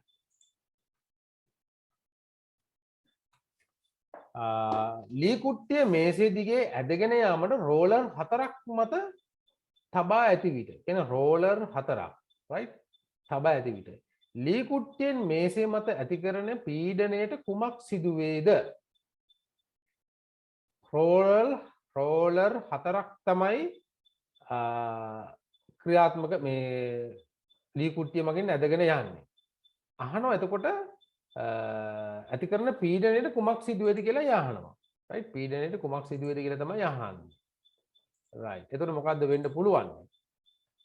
right? මොකද්ද වෙන්න පුළුවන්? රෝලර් 4ක් ක්‍රියාත්මක කරනවා. right?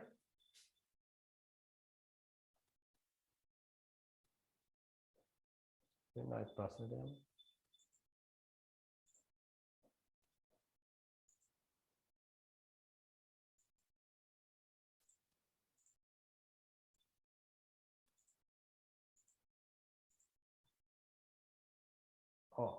ලී කුට්ටිය මේසේ දිගේ ඇදගෙන යාමට රෝලර් 4ක් මත තබා ඇති විට. ඒක කියන පුතාලා දැන් මෙතන right?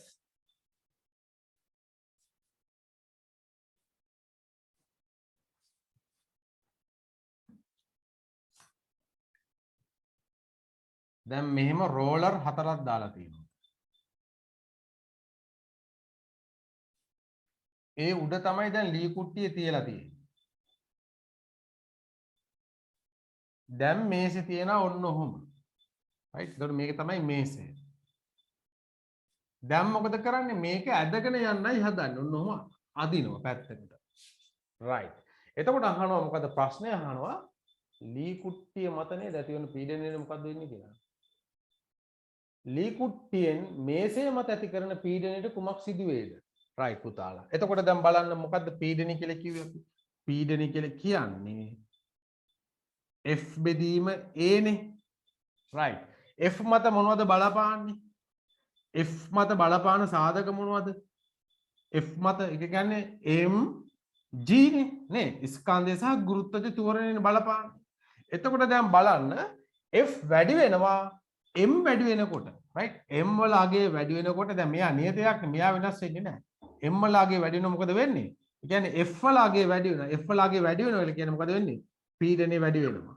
right. එතකොට දැන් බලන්න දැන් මෙයාගෙත් M වල ස්කන්ධයක් තියෙනවා. එතකොට මෙයාලගෙත් ස්කන්ධ තියෙනවානේ. right. M2 M3 මෙතන M1 නම් මේක M2 M3 M4 M5 right. දැන් කලින් තිබුණේ right කලින් මෙතන F වෙනුවට තිබුණේ M1G. දැන් මොකද වෙලා තියෙන්නේ? දැන් මේකට මෙව්වත් එකතු වෙලා තියෙන්නේ. right. එතකොට මෙයාගේ ස්කන්ධය වැඩිනේ. ස්කන්ධය වැඩි කියලා කියන්නේ මොකද වෙන්නේ? ඇතිවන බලය වැඩි. මේසේ මත ඇතිවන බලය වැඩි. බලය වැඩි වෙනකොට මොකද වෙන්නේ? පීඩනය වැඩි වෙනවා. පැහැදිලිද? එතකොට මොකක්ද වෙන්නේ? මෙයා මගින් මේසේ මත ඇති කරන පීඩනය මොකද වෙන්නේ? වැඩි වේ. ඒක පැහැදිලිද? ඔක ඔයාලට ගැටලුවක් කියලා තිබුණා නේද? ඔක. right? පීඩනය වැඩි වෙනවා. ඇයි ඒ? ස්කන්ධ වැඩි වෙන හින්දා. right? හැබැයි ඇදන් යන්න ලේසි. මේ ඇදන් යන්න ලේසි ඒක වෙනම කාරණාවක්. ඇදන් යන්න ලේසි මොකද? ඒ ඝර්ෂණය මෙතනින් අඩු කරලා තියෙන්නේ මේ රෝල මගින්. right? රෝල මගින් ඝර්ෂණය අඩු කරලා තියෙන්නේ. ඝර්ෂණය අඩු කරන එකේ මේකේ අතර එහෙම සම්බන්ධයක් නැහැ. right? ඝර්ෂණය කියන්නේ ඒක වෙනම සංසිද්ධියක්. right නමුත් මෙයා වගේ මේ ලික්විඩ් එකම ඇති කරන බලය මත බලපාන්නේ ස්කන්ධය right ස්කන්ධය. ඒතර ස්කන්ධය වෙනකොට පීඩනය වැඩි වෙනවා. right උත්තරේ ලියා ගන්න. ඔයාලා මෙහෙම කරන්න පුතාලා ඒක ඕක නිකන් ලියන්න එපා. මේක ඇඳ ගන්න ඉස්සල්ලා. මේක ඇඳගෙන මෙන්න මේකත් සමීකරණයත් මෙන්න මේ ටිකත් ලියාගෙන යටින් ලියන්න මේසේ මොකද්ද මේ මේසෙනේ මේසේ මත ඇති වෙන පීඩනය වැඩි වෙයි right right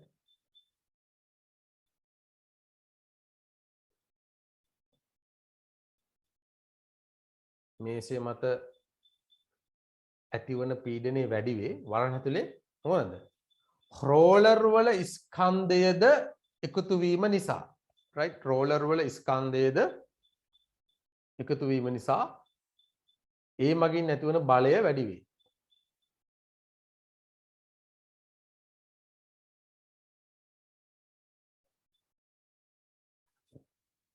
එතකොට මෙතනනේ මෙතන F කියලා කියන්නේ M1G ඊට පස්සේ M2G ධන M3G M4G right එතකොට ඔක්කොගෙම A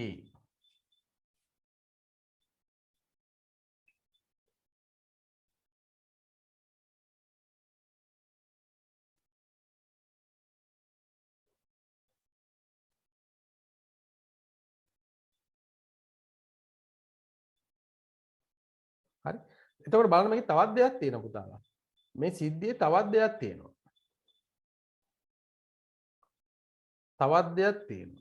right හොඳට බලන්න දැන් මෙහිම රෝලර් තියෙනකොට මෙයා ස්පර්ශන පෘෂ්ඨය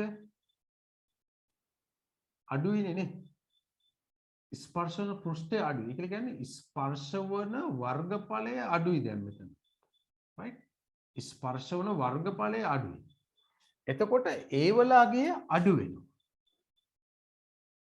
right ඒ වලාගේ අඩු වෙනවා මෙහෙන් F වලාගේ වැඩි වෙනවා සමස්තයක් විදිහට ඒ වලාගේ කුඩා වෙනවා කියලා කියන්නේ මොකද වෙන්නේ අපිට ලැබෙන උත්තරේ වැඩි ඒකට කියන පුතාලා මේ දෙකෙන්ම සිද්ධ වෙන්නේ පීඩනය වැඩි වෙන එකයි සිද්ධ වෙන්නේ දෙකෙන්ම සිද්ධ වෙන පීඩනය වැඩි වෙන එක right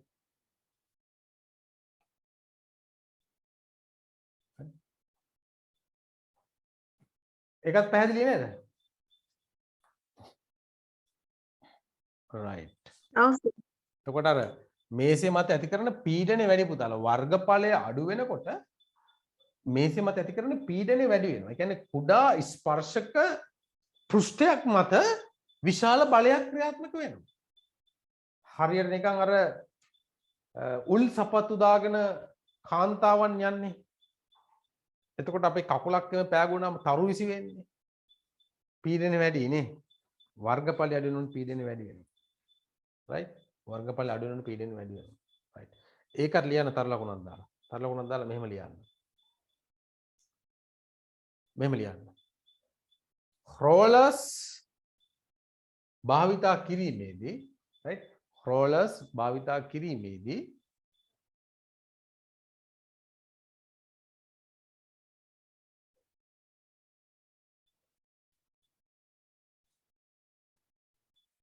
මේසේ මත ඇති ස්පර්ශක වර්ගඵලය අඩු වේ. right මේසේ මත ස්පර්ශ වර්ගඵලය අඩු වේ.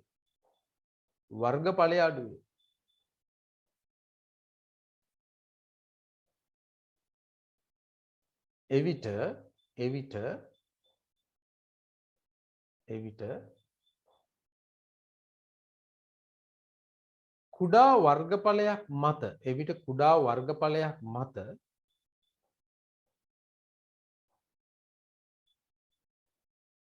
කුඩා වර්ගඵලයක් මත විශාල බලයක් යෙදීමේදී විශාල බලයක් ක්‍රියාත්මක වීමේදී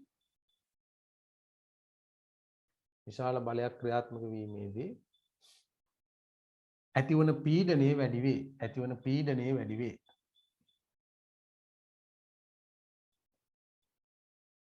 ඇතිවන පීඩනය වැඩි වෙයි. right ඒ කියන්නේ මේ වර්ගඵලයට වඩා අඩු වර්ගඵලයක් තමයි දැන් මෙතන තියෙන්නේ. ඒකත් බලපං. ඒක හොඳටම දැන් පැහැදිලි නේද? මේ වගේ ප්‍රශ්නයක් අවු දියා ගන්න පුළුවන් නේ. මේකට උත්තරේ ඕන පීඩනය වැඩි වෙයි කියන එක තමයි. නමුත් මම මේක පැහැදිලි කරලා දුන්නා තව රූපෙම ඇඳලා right. ඔයාලට උත්තර ලියන්න අවශ්‍ය නැහැ මෙහෙම රූපය ඇඳ. නමුත් මේක ඔයාලා තේරුම් ගන්න. right ඊළඟට යමු.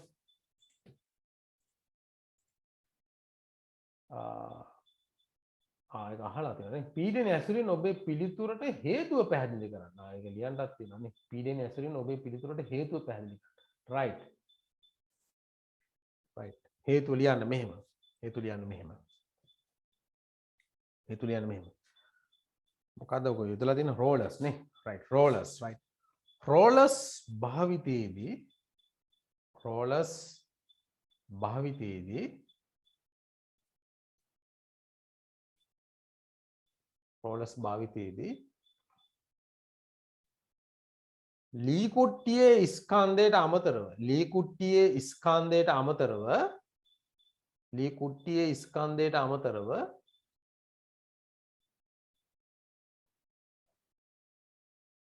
ලී කුට්ටියේ ස්කන්ධයට අමතරව රෝලර් වල ස්කන්ධයද රෝලර් වල ස්කන්ධයද රෝලර් වල ස්කන්ධය රෝලර් වල ස්කන්ධය නිසාවෙන් ඇතිවන බලය වැඩි වේ. නිසාවෙන් ඇතිවන බලය වැඩි වේ. බලය වැඩි වේ.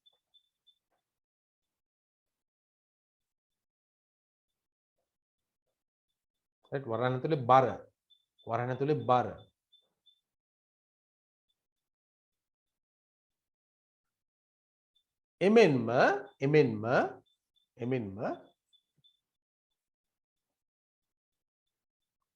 එමෙන්ම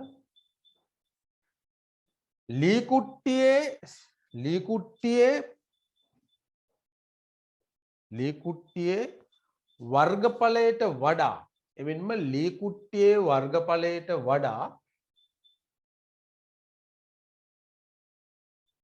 එමෙන්ම ලී කුට්ටියේ වර්ගඵලයට වඩා අඩු වර්ගඵලයක්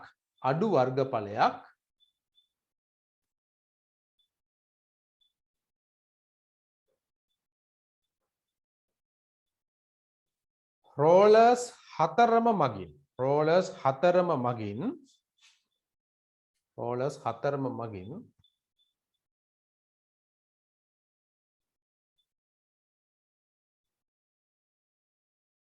මේසය සමග ස්පර්ශ වේ.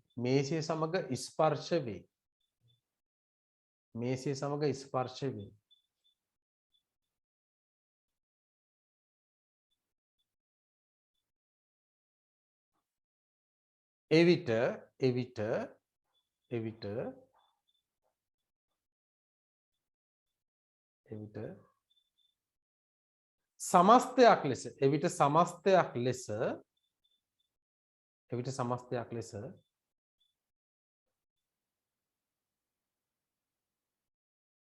මේසය මත ක්‍රියා කරන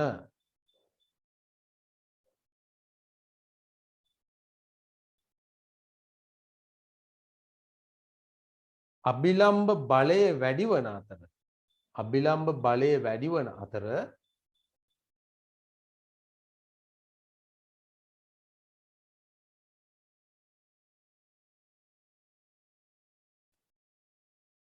බලය ක්‍රියාත්මක වන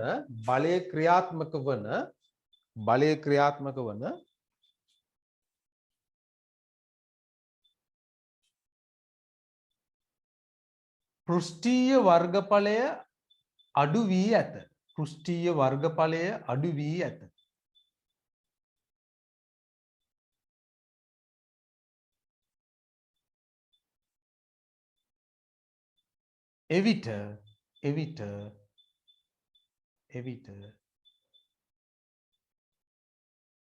එවිට මේසය මත ඇති කෙරෙන එවිට මේසය මත ඇති කරන පීඩනය වැඩි වේ.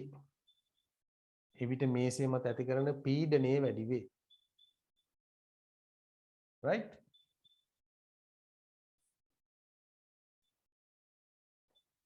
right. පැහැදිලිනේ? right. ඊළඟ එකට යමු අපි. පහත දී ඇති ප්‍රායෝගික අවස්ථා හොඳින් සලකා බලන්න. පීඩනය විනාශ කිරීමට ගෙන ඇති උපක්‍රමය ඒ ඉදිරියෙන් සඳහන් කරන්න. right. මෝටර් සයිකලයක පැති රඳවනේ. අපි කියන සයිඩ් ස්ටෑන්ඩ් එක කියලා කියන පුතාලා. යටින් ලෑල්ලක් තැබීම. right. සයිඩ් ස්ටෑන්ඩ් එක. ඒ කියලා කියන පුතාලා දැන් අර මෝටර් බයිසිකලේ right. මම මේ මෝටර් සයිකලේ අඳින්නේ නැහැ. මෙන්න මෙහෙම තියෙන්නේ අර ඔන්න ඔහොම තියෙන්නේ. right. මේකෙන් තමයි මෝටර් සයිකලේ පොළවේ රැඳිලා තියෙන්නේ නේ. එහෙම ඇලවෙලා තියෙනවා. එතකොට මෙතන ඇතිවන පීඩනය වැඩි පුතාලා. මෙතන ඇතිවන පීඩනය වැඩි. එතකොට පීඩනය වැඩි වුණා මොකද වෙන්නේ? මේක එරෙනවා. right? මේක පොළවේ එරෙනවා. එරුණාම මෙයා තව එතකොට ආනත වෙනවා වැඩි වෙනවා නේ. ආනත වැඩි වෙනවා බයිසිකලේ පෙරලෙනවා. right? එතකොට මේ පීඩනය අඩු කරන්න මොකද කරන්නේ? මෙතෙන් දානවා ලෑල්ලක් දානවා. right? ලෑල්ලක් තිබ්බම දැන් මේක මගින් තමයි දැන් පොළොව මත බලය ක්‍රියාත්මක වෙන්නේ. right? මේ බලය සමානව මේ පොළොවට ලබලා දෙනවා. ඒකින්ද මෙයා ගිලෙන්නේ නැහැ. right? උත්තරේ ලියා ගන්න. උත්තරේ ලියා ගන්න.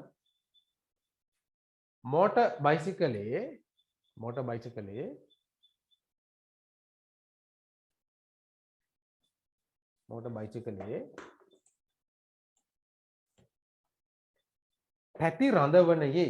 පැති රඳවනයේ මෝටර් බයිසිකලයේ පැති රඳවනයේ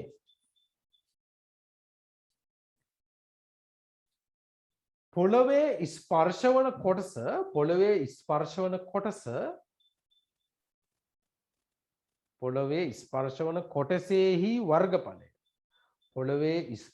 කොටසේහි වර්ගඵලය ඉතා අඩුය.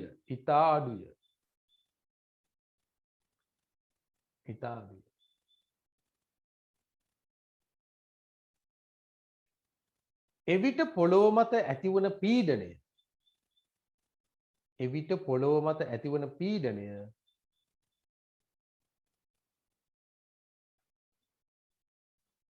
ඉතා වැඩිය. එවිට පොළොව මත ඇතිවන පීඩනය ඉතා වැඩිය.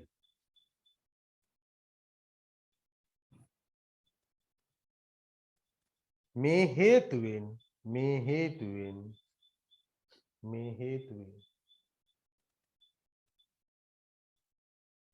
බුරුල් පස තුල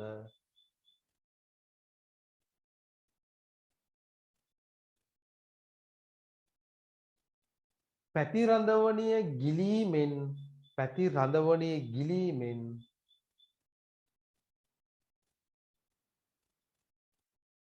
මෝටර් සයිකලය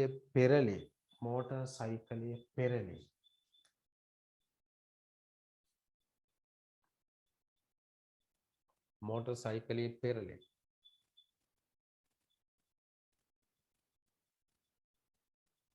මෙය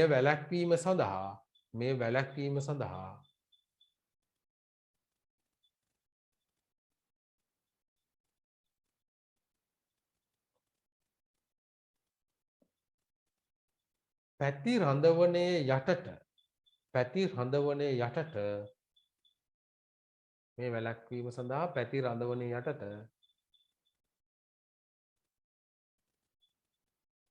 ලෑල්ලක් තැබීමෙන්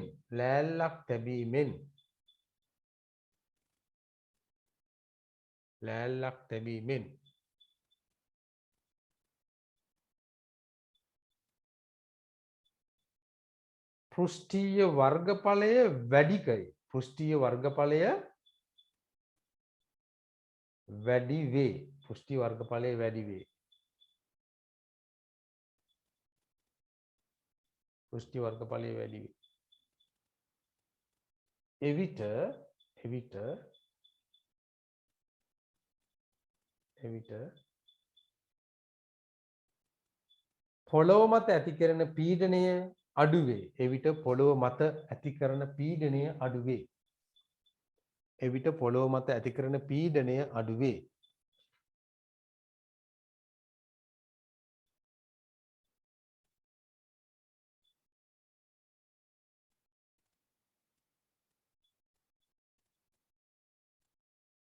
එච්චරයි ඒක ලියන්න තියෙන්නේ. එච්චරයි. ඊළඟට බලමු මොකද? එළවලු කපන පිහියක් වැලිගලේ අල්ලා මෝහත් කිරීම. ඔව් මෙතන මොකද කරන්නේ? එළවලු කපන්න නම් පුතාලා පිහියේ එළවලු වල ගැටෙන කොටසේ වර්ගඵලය අඩු වෙන්න ඕන නේ. රයිට්? ඒ කියන්නේ පිහියේ මෝහත වැඩි වෙන තරමට වර්ගඵලය අඩු වෙනවා. රයිට්?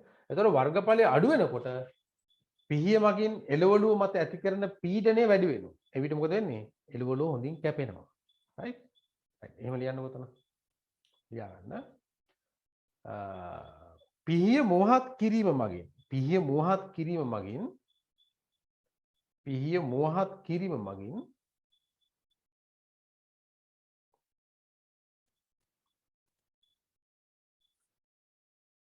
පිහියේ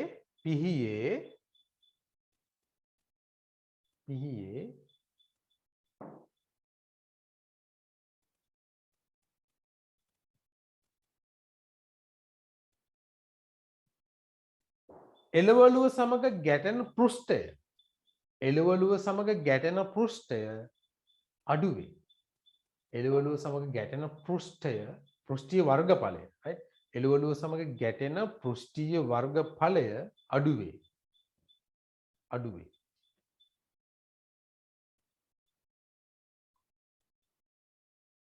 අඩු වේ.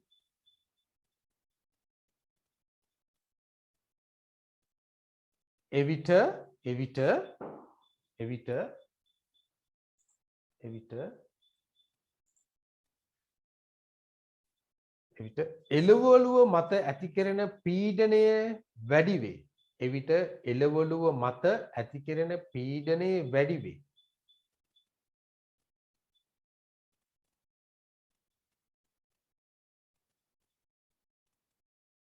එවිට එළවලුව හොඳින් කැපේ. එවිට එළවලුව හොඳින් කැපේ.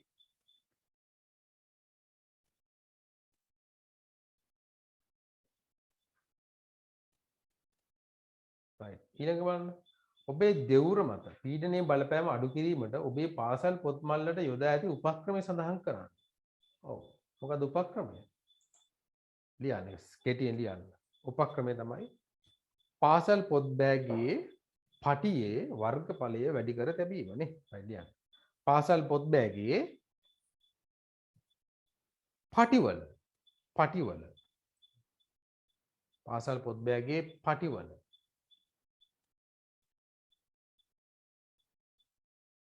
පෘෂ්ඨීය වර්ගඵලය වැඩි කර තිබීම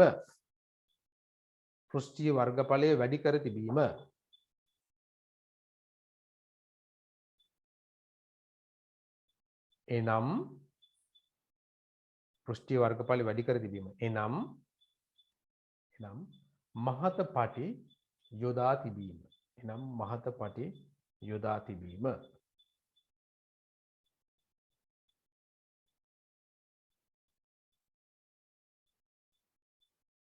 එවිට කරමත ඇතිවන පීඩනය අඩු වේ. right එවිට කරමත ඇතිවන පීඩනය අඩු වේ.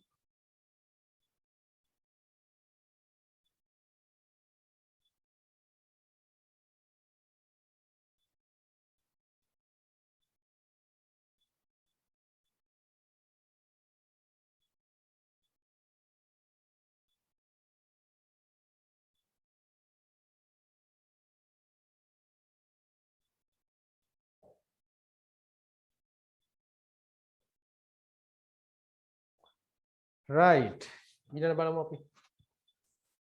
ඒක තමයි අන්තිම ප්‍රශ්නේ නේ. හරි පුතාලා. එතකොට බලන්න මේ පේපර් එක ඉතාමත් හොඳ පේපර් එකක්.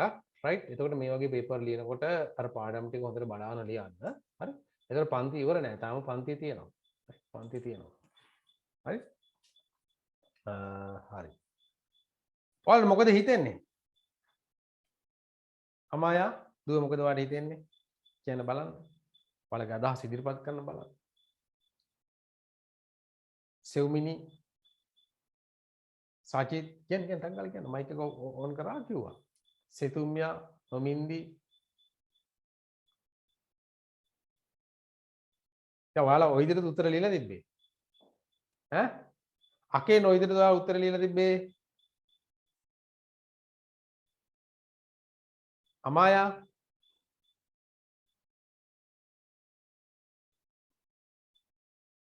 කෝ කතා කරන්නේ නැහැ නේ ඒකනේ වැඩේ අප්පා. රයිට් හරි දැන් මෙහෙමයි තවත් ප්‍රශ්න පත්‍රයක් තියෙනවා මෙන්න මේක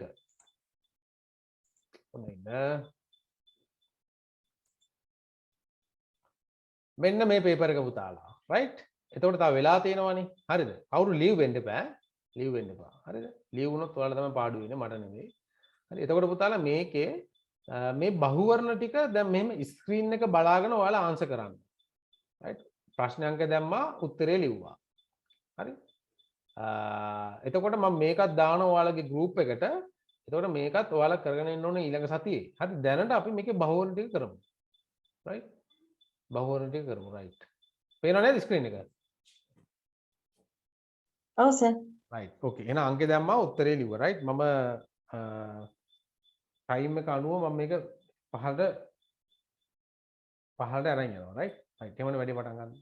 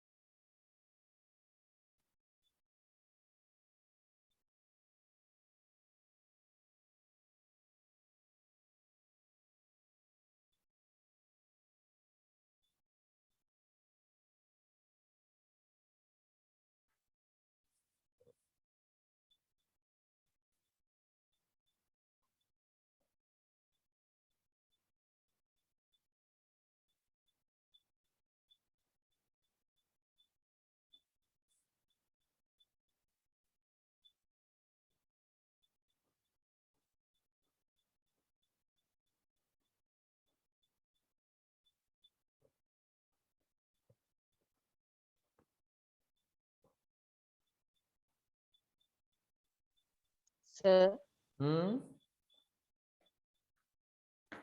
ඔව් පුතා.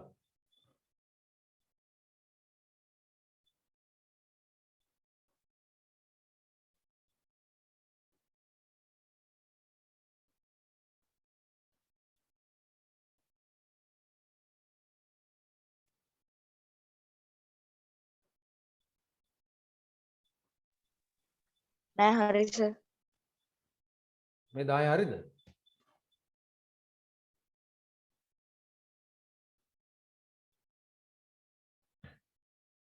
මේ 10 හරිද?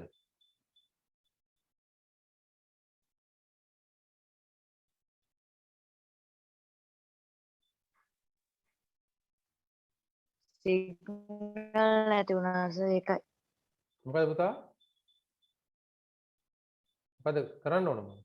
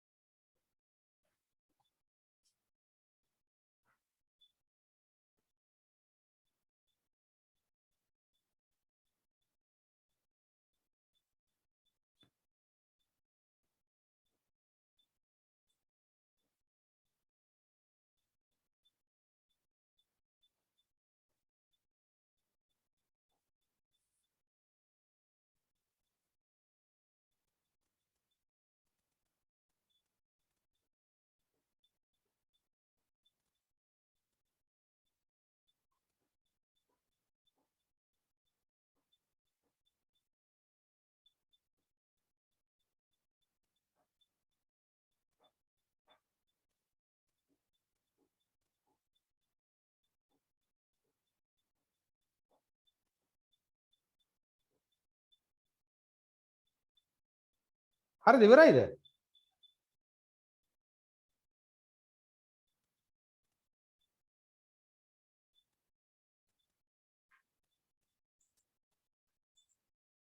ඉවරද?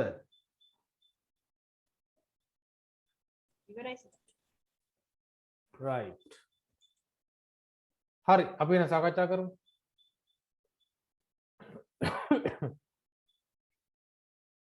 ඔව් මේක පුතාලා එතකොට එක නේද? ශුද්‍ර ජීවීන් කාණ්ඩ සඳහා නිදසුනක්. නිදසුන් වන්නේ නේ. අපි ඉගෙන ගත්තා ශුද්‍ර ජීවී කාණ්ඩ ප්‍රධාන වශයෙන් කීයක් ගැනද? 4ක් ගැන ඉගෙන ගත්තානේ. බැක්ටීරියාවන්, දිලීර, ඇතම් ඇල්ගි සහ ප්‍රොටෝසෝවා ආකාරයන්. right? ප්‍රොටෝසෝවා ආකාරයන්. එතකොට මෙතන ඉන්නවා බැක්ටීරියාවන් ඉන්නවා, දිලීර ඉන්නවා, ප්‍රොටෝසෝවාවන් ඉන්නවා නේ. එතකොට මේ තුන් දෙනාම ඇවිල්ලා ශුද්‍ර ජීවී කාණ්ඩ තමයි. එතකොට 1/4 තමයි උත්තරේ. 1/4. මිනිස් රතුරුදිරාණු ආසාදන කරන පරපෝෂිත ප්‍රොටෝසෝවා කාණ්ඩයට අය ශුද්‍ර ජීවී ආකාරය වන්නේ. පුතාලා මෙතන රතුරුදිරාණු ආසාදනය කරන පරපෝෂිත ප්‍රොටෝසෝවා ආකාරය තමයි මැලේරියාව හදන්නේ ප්ලාස්මෝඩියම්. right? ප්ලාස්මෝඩියම් උත්තරේ. ප්ලාස්මෝඩියම්. මැලේරියාව හදන්නේ ප්ලාස්මෝඩියම් කියන ප්‍රොටෝසෝවා ආකාරය නේ. right? ඒක 2/4 තමයි උත්තරේ. 3 බලන්න. බැක්ටීරියා ඉතා පුළුල්ව සෑම පරිසරයකම ව්‍යාප්තව පවතී. ඒක හරි. ඒ ප්‍රකාශය හරි. දිලීර තෙතමනය සහිත උපස්තර මත වර්ධනය වෙනවා. ඒකත් හරි නේ. තෙතමනය සහිත කාබනික උපස්තර මත දිලීර වර්ධනය වෙනවා. කළු පුස්සෙම ඇති වෙන්නේ. right. වෛරස් කියලා කියනවා සෛලීය සංවිධානයක් පෙන්වීම. වෛරස් වලට සෛලීය සංවිධානයක් නැහැ. right. වෛරස් කියලා කියන්නේ එයාට සෛලයක් නැහැ පුතාලා. right. ඒකින්ද එයා වැරදි. මේ ප්‍රකාශය වැරදි. right. D ඒක ශෛලික මෙන්ම සූත්‍රිකාකාර හෝ තලසාකාර දෙහි දැරීම. ඇල්ගි එහෙම ඉන්නවා. right. ඒක ශෛලික කට්ටිය ඉන්නවා. ඔය ඩයටම් වගේ කට්ටිය. සූත්‍රිකාකාර කට්ටිය ඉන්නවා. ස්පයිරෝගයිලා වගේ කට්ටිය ඉන්නවා. තලසාකාර කට්ටිය ඉන්නවා. උල්වා. right. උල්වා. right. එතකොට මේකේ D ප්‍රකාශයත් හරි. එතකොට අහනවා ඉහත ගැළපීම අතර නොගැලපෙන ගැළපීම තමයි C ප්‍රකාශය. C. වෛරස් සම්බන්ධ ප්‍රකාශය වැරදි. ජෛව පොහොර ලෙස යොදා ගන්නා පසේ ස්වාධීන වෙසෙන බැක්ටීරියාවන්. right. මෙතන ඔයාලා දැනගන්න පුතාලා අර මූල ගැටිති බැක්ටීරියාව තුල ඉන්නේ කවුද ඉන්නේ? රයිසෝබියම් කියන බැක්ටීරියාව. right. එයා ඉන්නේ රනිල කුලේ ශාකවල. මොනවද අපි කියනවා ලෙගුමිනෝසේ කුලේ ශාකවල මූල ගැටිති තුල තමයි ඉන්නේ රයිසෝබියම්. එතකොට එයා ස්වාධීනව ජීවත් වෙන්නේ නැහැ. එයා හවුලේ තමයි ජීවත් වෙන්නේ මූල ගැටිති තුල. ශාකයත් එක්ක හවුලේ ජීවත් වෙන්නේ. හැබැයි පස තුල ඉන්නවා ඇසටෝබැක්ටෙරා කියලා නේද? අපි කියනවා ඇසටෝබැක්ටීරියා. right. ඇසටෝබැක්ටීරියා. අන්න ඒගොල්ලෝ පසේ ස්වාධීනව ජීවත් වෙනවා. ඒගොල්ලොත් පසේ නයිට්‍රජන් තිර කරනවා. රයිසෝබියම් නයිට්‍රජන් තිර කරනවා. හැබැයි එයා ස්වාධීනව නෙවෙයි ඉන්නේ. ඇසටෝබැක්ටෙරා. අන්න එයා නයිට්‍රජන් තිර කරනවා. එයා ස්වාධීනයි. එතකොට මේගොල්ලෝ අපි සලකන්නේ ජෛව පොහොර කියලා. right. බයෝ ෆර්ටිලයිසර් කියලා තමයි සලකන්නේ. එතකොට 4 2 තමයි උත්තරේ. ඇසටෝබැක්ටෙරා. right. ඇසිටෝබැක්ටර් කියලා කියන්නේ කවුද? ඇසිටෝබැක්ටර්. right. විනාකිරි නිෂ්පාදනය සඳහා මෙයා යොදා ගන්න ඇසිටෝබැක්ටර්. right. 5 බලන්න. මියගිය ශුද්‍ර ජීවීන් ප්‍රතිශක්තිකරණ එන්නත් ලෙස යොදා නොගන්නා රෝගය වන්නේ පහත කුමන රෝගයද? පුතාලා මේකේ කොලරාවත් අපි මියගිය ශුද්‍ර ජීවීන් යොදා ගන්න එන්නතක් විදිහට ඉන්ෆ්ලුවෙන්සාත් යොදා ගන්නවා, ටයිෆොයිඩ් යොදා ගන්නවා. මෙතන අපි යොදා ගන්න නැත්තේ කවුද? මේ ගලපටලය හදන්න. ගලපටලය කියන රෝගයට එරෙහිව අපි මියගිය ශුද්‍ර ජීවීන් යොදා ගන්නේ නැහැ. right. 5/4 තමයි උත්තරේ. 5/4. ලීෂ්මානියා රෝගයට අදාළ ව්‍යාධි ජනක අයත් වන ශුද්‍ර ජීවී කාණ්ඩය වන්නේ ලීෂ්මානියාව හදන්නේ ප්‍රොටෝසෝවා ආකාරයක්. right. ලිෂ්මේනියන්සිස් කියන ප්‍රොටෝසෝවා ආකාරය තමයි හදන්නේ. right. ලිෂ්මානියා 6/2 උත්තරේ. මිනිස් ඇස පිළිබඳව දී ඇති ප්‍රකාශ අතුරින් සත්‍ය ප්‍රකාශය තෝරන්න. අක්ෂි ගෝලය අක්ෂිපේශී 6කින් අක්ෂි කෝපයට සම්බන්ධ. ඒක හරි. අක්ෂිපේශී 6ක් තියෙනවා. තාරා මණ්ඩලය තුලින් ඇස තුලට ආලෝකය ඇතුළු වේ. තාරා මණ්ඩලය තුලින් නෙවෙයි ඇතුළු වෙන්නේ. කණිනිකාව තුලින් තමයි ඇතුළු වෙන්නේ. right? හරි ඊළඟට බලමු. තාරා මණ්ඩලයේ කළු ඉංගිරියාව ලෙසද හඳුන්වනවා. ඒ මොකක්ද? කළු ඉංගිරියාව කියලා කියන්නේ මොකද්ද? කණිනිකාවනේ. කණිනිකාව. right? එතකොට ඒ ප්‍රකාශයත් වැරදි. right? දෙකත් වැරදි. 3 බලන්න 4 බලන්න දෘෂ්ටි විතානයේ යෂ්ටි හා කේතු වශයෙන් ආලෝක සංවේදී සෛල දෙවර්ගයක් අඩංගු වේ. ඔව්. එතකොට දෘෂ්ටි විතානයේ යෂ්ටි හා කේතු කියලා ආලෝක සංවේදී සෛල දෙවර්ගයක් අඩංගු වෙනවා. ඒ ප්‍රකාශය හරි. ඒ ප්‍රකාශය හරි. right? එතකොට මෙතන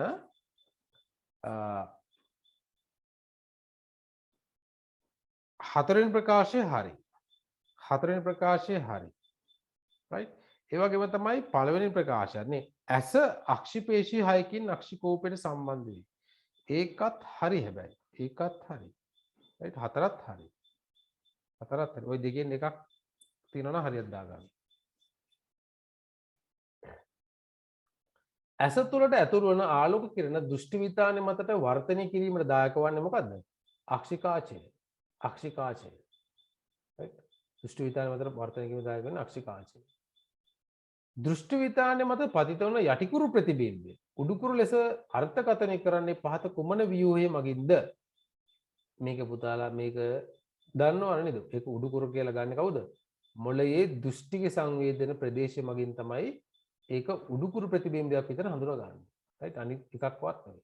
ඒතකොට 9 3 වෙනි එක තමයි උත්තරේ. right? 9 3 වෙනි එක. 10 බලන්න. දූර දෘෂ්ටිකත්වය සම්බන්ධයෙන් අසත්‍ය ප්‍රකාශය වන්නේ කුමන ප්‍රකාශයේද? දූර දෘෂ්ටිකත්වයේදී නේ. අක්ෂිකාචයේ අபிසරණ හැකියාව අඩුවීම මෙම දෝෂයට හේතුවක් වේ. එතකොට පුතාලා දූර දෘෂ්ටිකත්වය කියන්නේ දුර පේනවා ළඟ පේන්නේ නැහැ. එතකොට ළඟ පේන්නේ නැත්තම් ඒ කියන්නේ අර අක්ෂිකාචයෙන් එන ආලෝකය අபிසරණය කරන්න ඕනේ. කියන්නේ නාභිය වෙතට අභිසරණ කියන්නේ ආලෝක කිරණ එකතු කිරීමක් තමයි කරන්න ඕනේ. එතකොට ඒ එකතු කිරීමේ හැකියාව අඩුයිනේ. ඒකින්ද ඒ පළවෙනි ප්‍රකාශය හරි. right? දෙක බලන්න. සාමාන්‍ය ඇසකට වඩා අක්ෂිගෝලයේ කෙටිවීම මෙම දෝෂයට හේතුවක් වේ. ඒ කියලා කියන්නේ දැන් මෙතන මොකද දුර දෘෂ්ටි කියන්නේ මෙයාට අවිදුර දෘෂ්ටි කියන්නේ දුර පේනවා ළඟනේ පේන්නේ නැත්තේ. ඒතර ළඟ ඉඳලා එන්නේ අපසාරී ආලෝක කිරණ. ඒතර අපසාරී ආලෝක කිරණ වැඩියෙන් වර්ධනය කරලා දෙන්න ඕන පහටද? දෘෂ්ටි විතානය මතට දෙන්න ඕන. එතකොට මෙයාට ආලෝක කිරණ නවන්න බෑ. ආලෝක කිරණ නවන්න බැරි හින්දා මොකද වෙන්නේ? ඒ ප්‍රතිබිම්බය හැදෙන්නේ දෘෂ්ටි විතානයෙන් පිටිපස්සේ. එතකොට ඔය වගේම සිද්ධියක් තමයි වෙන්නේ පුතාලා අක්ෂිගෝලෙ කෙටි වුණාම. right? එතකොට 10 දෙක දෙවෙනි ප්‍රකාශයත් හරි. right? මෙම දෝෂය ඇති වූ විටදී ඈත පිහිටි වස්තුවල ප්‍රතිබිම්බය දෘෂ්ටි විතානේ පිටුපස සැරේ. ඒක හරි. right? නෑ පොඩ. ඒක වැරදි. ඒක වැරදි. right? ඒතර ඈත පිහිටි වස්තුවල ප්‍රතිබිම්බය නෙවෙයිනේ. ළඟ පිහිටි වස්තුවල ප්‍රතිබිම්බය. right? ඊළඟ බලන්න මෙතන. උත්තල කාච ඇති උපැස් පැළඳූ විට ඒ මගින් අභිසරණය කරන ලද ආලෝකයේ ඇසට යොමු කරයි. ඔව් දූර දෘෂ්ටිකත්වයේදී උත්තල කාච තමයි අපි භාවිතා කරන්නේ නේ. මේ ප්‍රකාශය හරි. ඒතර අහන්නේ මොකද්ද මේකේ? වැරදි ප්‍රකාශයයි අහන්නේ. වැරදි ප්‍රකාශයයි අහන්නේ. right. ඉතින් මොකද්ද මේකේ වැරදි ප්‍රකාශය වෙන්නේ? පළවෙනි එකත් හරි. දෙවෙනි එකත් හරි. මේකේ මේ තුන්වෙනි එක තමයි මේ අවුල තියෙන්නේ. right? මෙම දෝෂය ඇති වූ විටදී ඈත පිහිටි වස්තුවල ප්‍රතිබිම්බය. ඈත ඉඳලා එන වස්තුවල ප්‍රතිබිම්බය දෘෂ්ටි විතානේ පිටුපස හැදේ කියන එක වැරදි උදාහරණයක්. දුර දෘෂ්ටිකත්වය කියලා කියන්නේ දුර හොඳට පේනවනේ. එහෙමනම් ඈත පිහිටින වස්තුවල ප්‍රතිබිම්බය හැදෙන්නේ දෘෂ්ටි විතානේ මත. right? ඒතකොට මෙතෙන්දී 10 තුන්වෙනි ප්‍රකාශය තමයි වැරදි ප්‍රකාශය. අසත්‍ය ප්‍රකාශය 10 3. 10 3. ඒක පැහැදිලි නේද? right? දුර දෘෂ්ටිකත්වයේදී දුර හොඳට පේනවා. දුර හොඳට පේනවා කියලා කියන්නේ දුර ඉඳලා එන ආලෝක කිරණ ඒක නාභිගත වෙන්නේ දෘෂ්ටි විතානේ මතයි. දැන් මේකේ කියන්නේ මොකද්ද? දෘෂ්ටි විතානේ පිටුපස හැදෙනවා කියලා. ඒකට මේ ප්‍රකාශය වැරදි. හරි 10 3 තමයි උත්තරේ. ද්විනේත්‍රික දෘෂ්ටික හැකියාව ඇති සත්‍යයන් වන්නේ. ද්විනේත්‍රික කියලා කියන්නේ මොනවද පුතාලා? ඒකල කියන්නේ ඇස් දෙකටම එකම ප්‍රදේශයක් එකවර බලා ගන්න පුළුවන් හැකියාව තමයි අපි කියන්නේ ද්විනේත්‍රික දෘෂ්ටිය නේ. එතකොට ඒක තියෙන විශේෂයෙන්ම මිනිසුන්ට තියෙන ද්විනේත්‍රික දෘෂ්ටිය. ඊට පස්සේ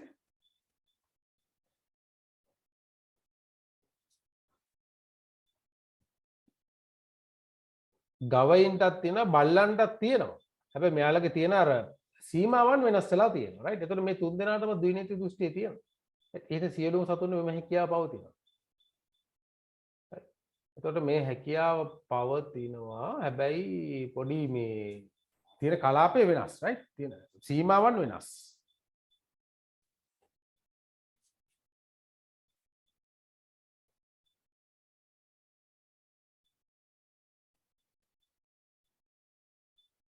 නෑ පුතේ පොඩි අවුලක් තියෙනවා. රයිට්.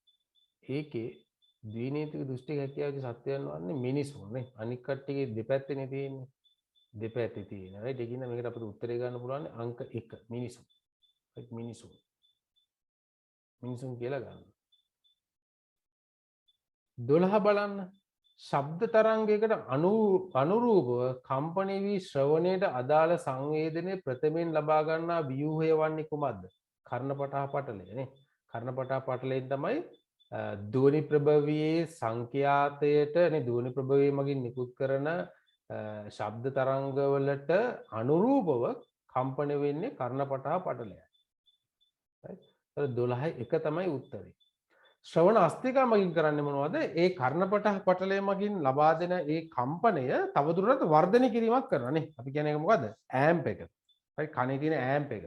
ඇම්ප්ලිෆයර් එක විදිහට ක්‍රියා කරන්නේ ශ්‍රවණ අස්තිකා. right? යුෂ්ටිකීය නාලය මගින් තමයි අර ශ්‍රවණ සංවේදනයේ මොලේ කරා යුෂ්ටිකීය නාලය තමයි මොකද්ද? අර ගසනිකාවයි මැද කණයි අතර තියෙන සම්බන්ධතාවය පවත්වා ගන්න නේ. right? යුෂ්ටිකීය නාලය. right ඒ ටික දන්නවනේ. 12ක තමයි උත්තරේ.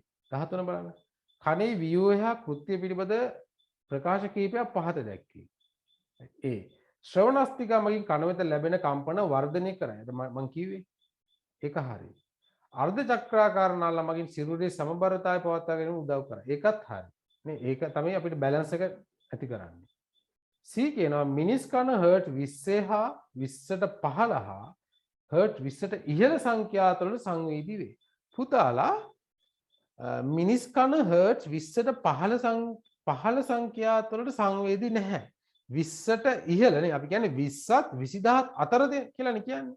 20ත් 20000ත් අතර.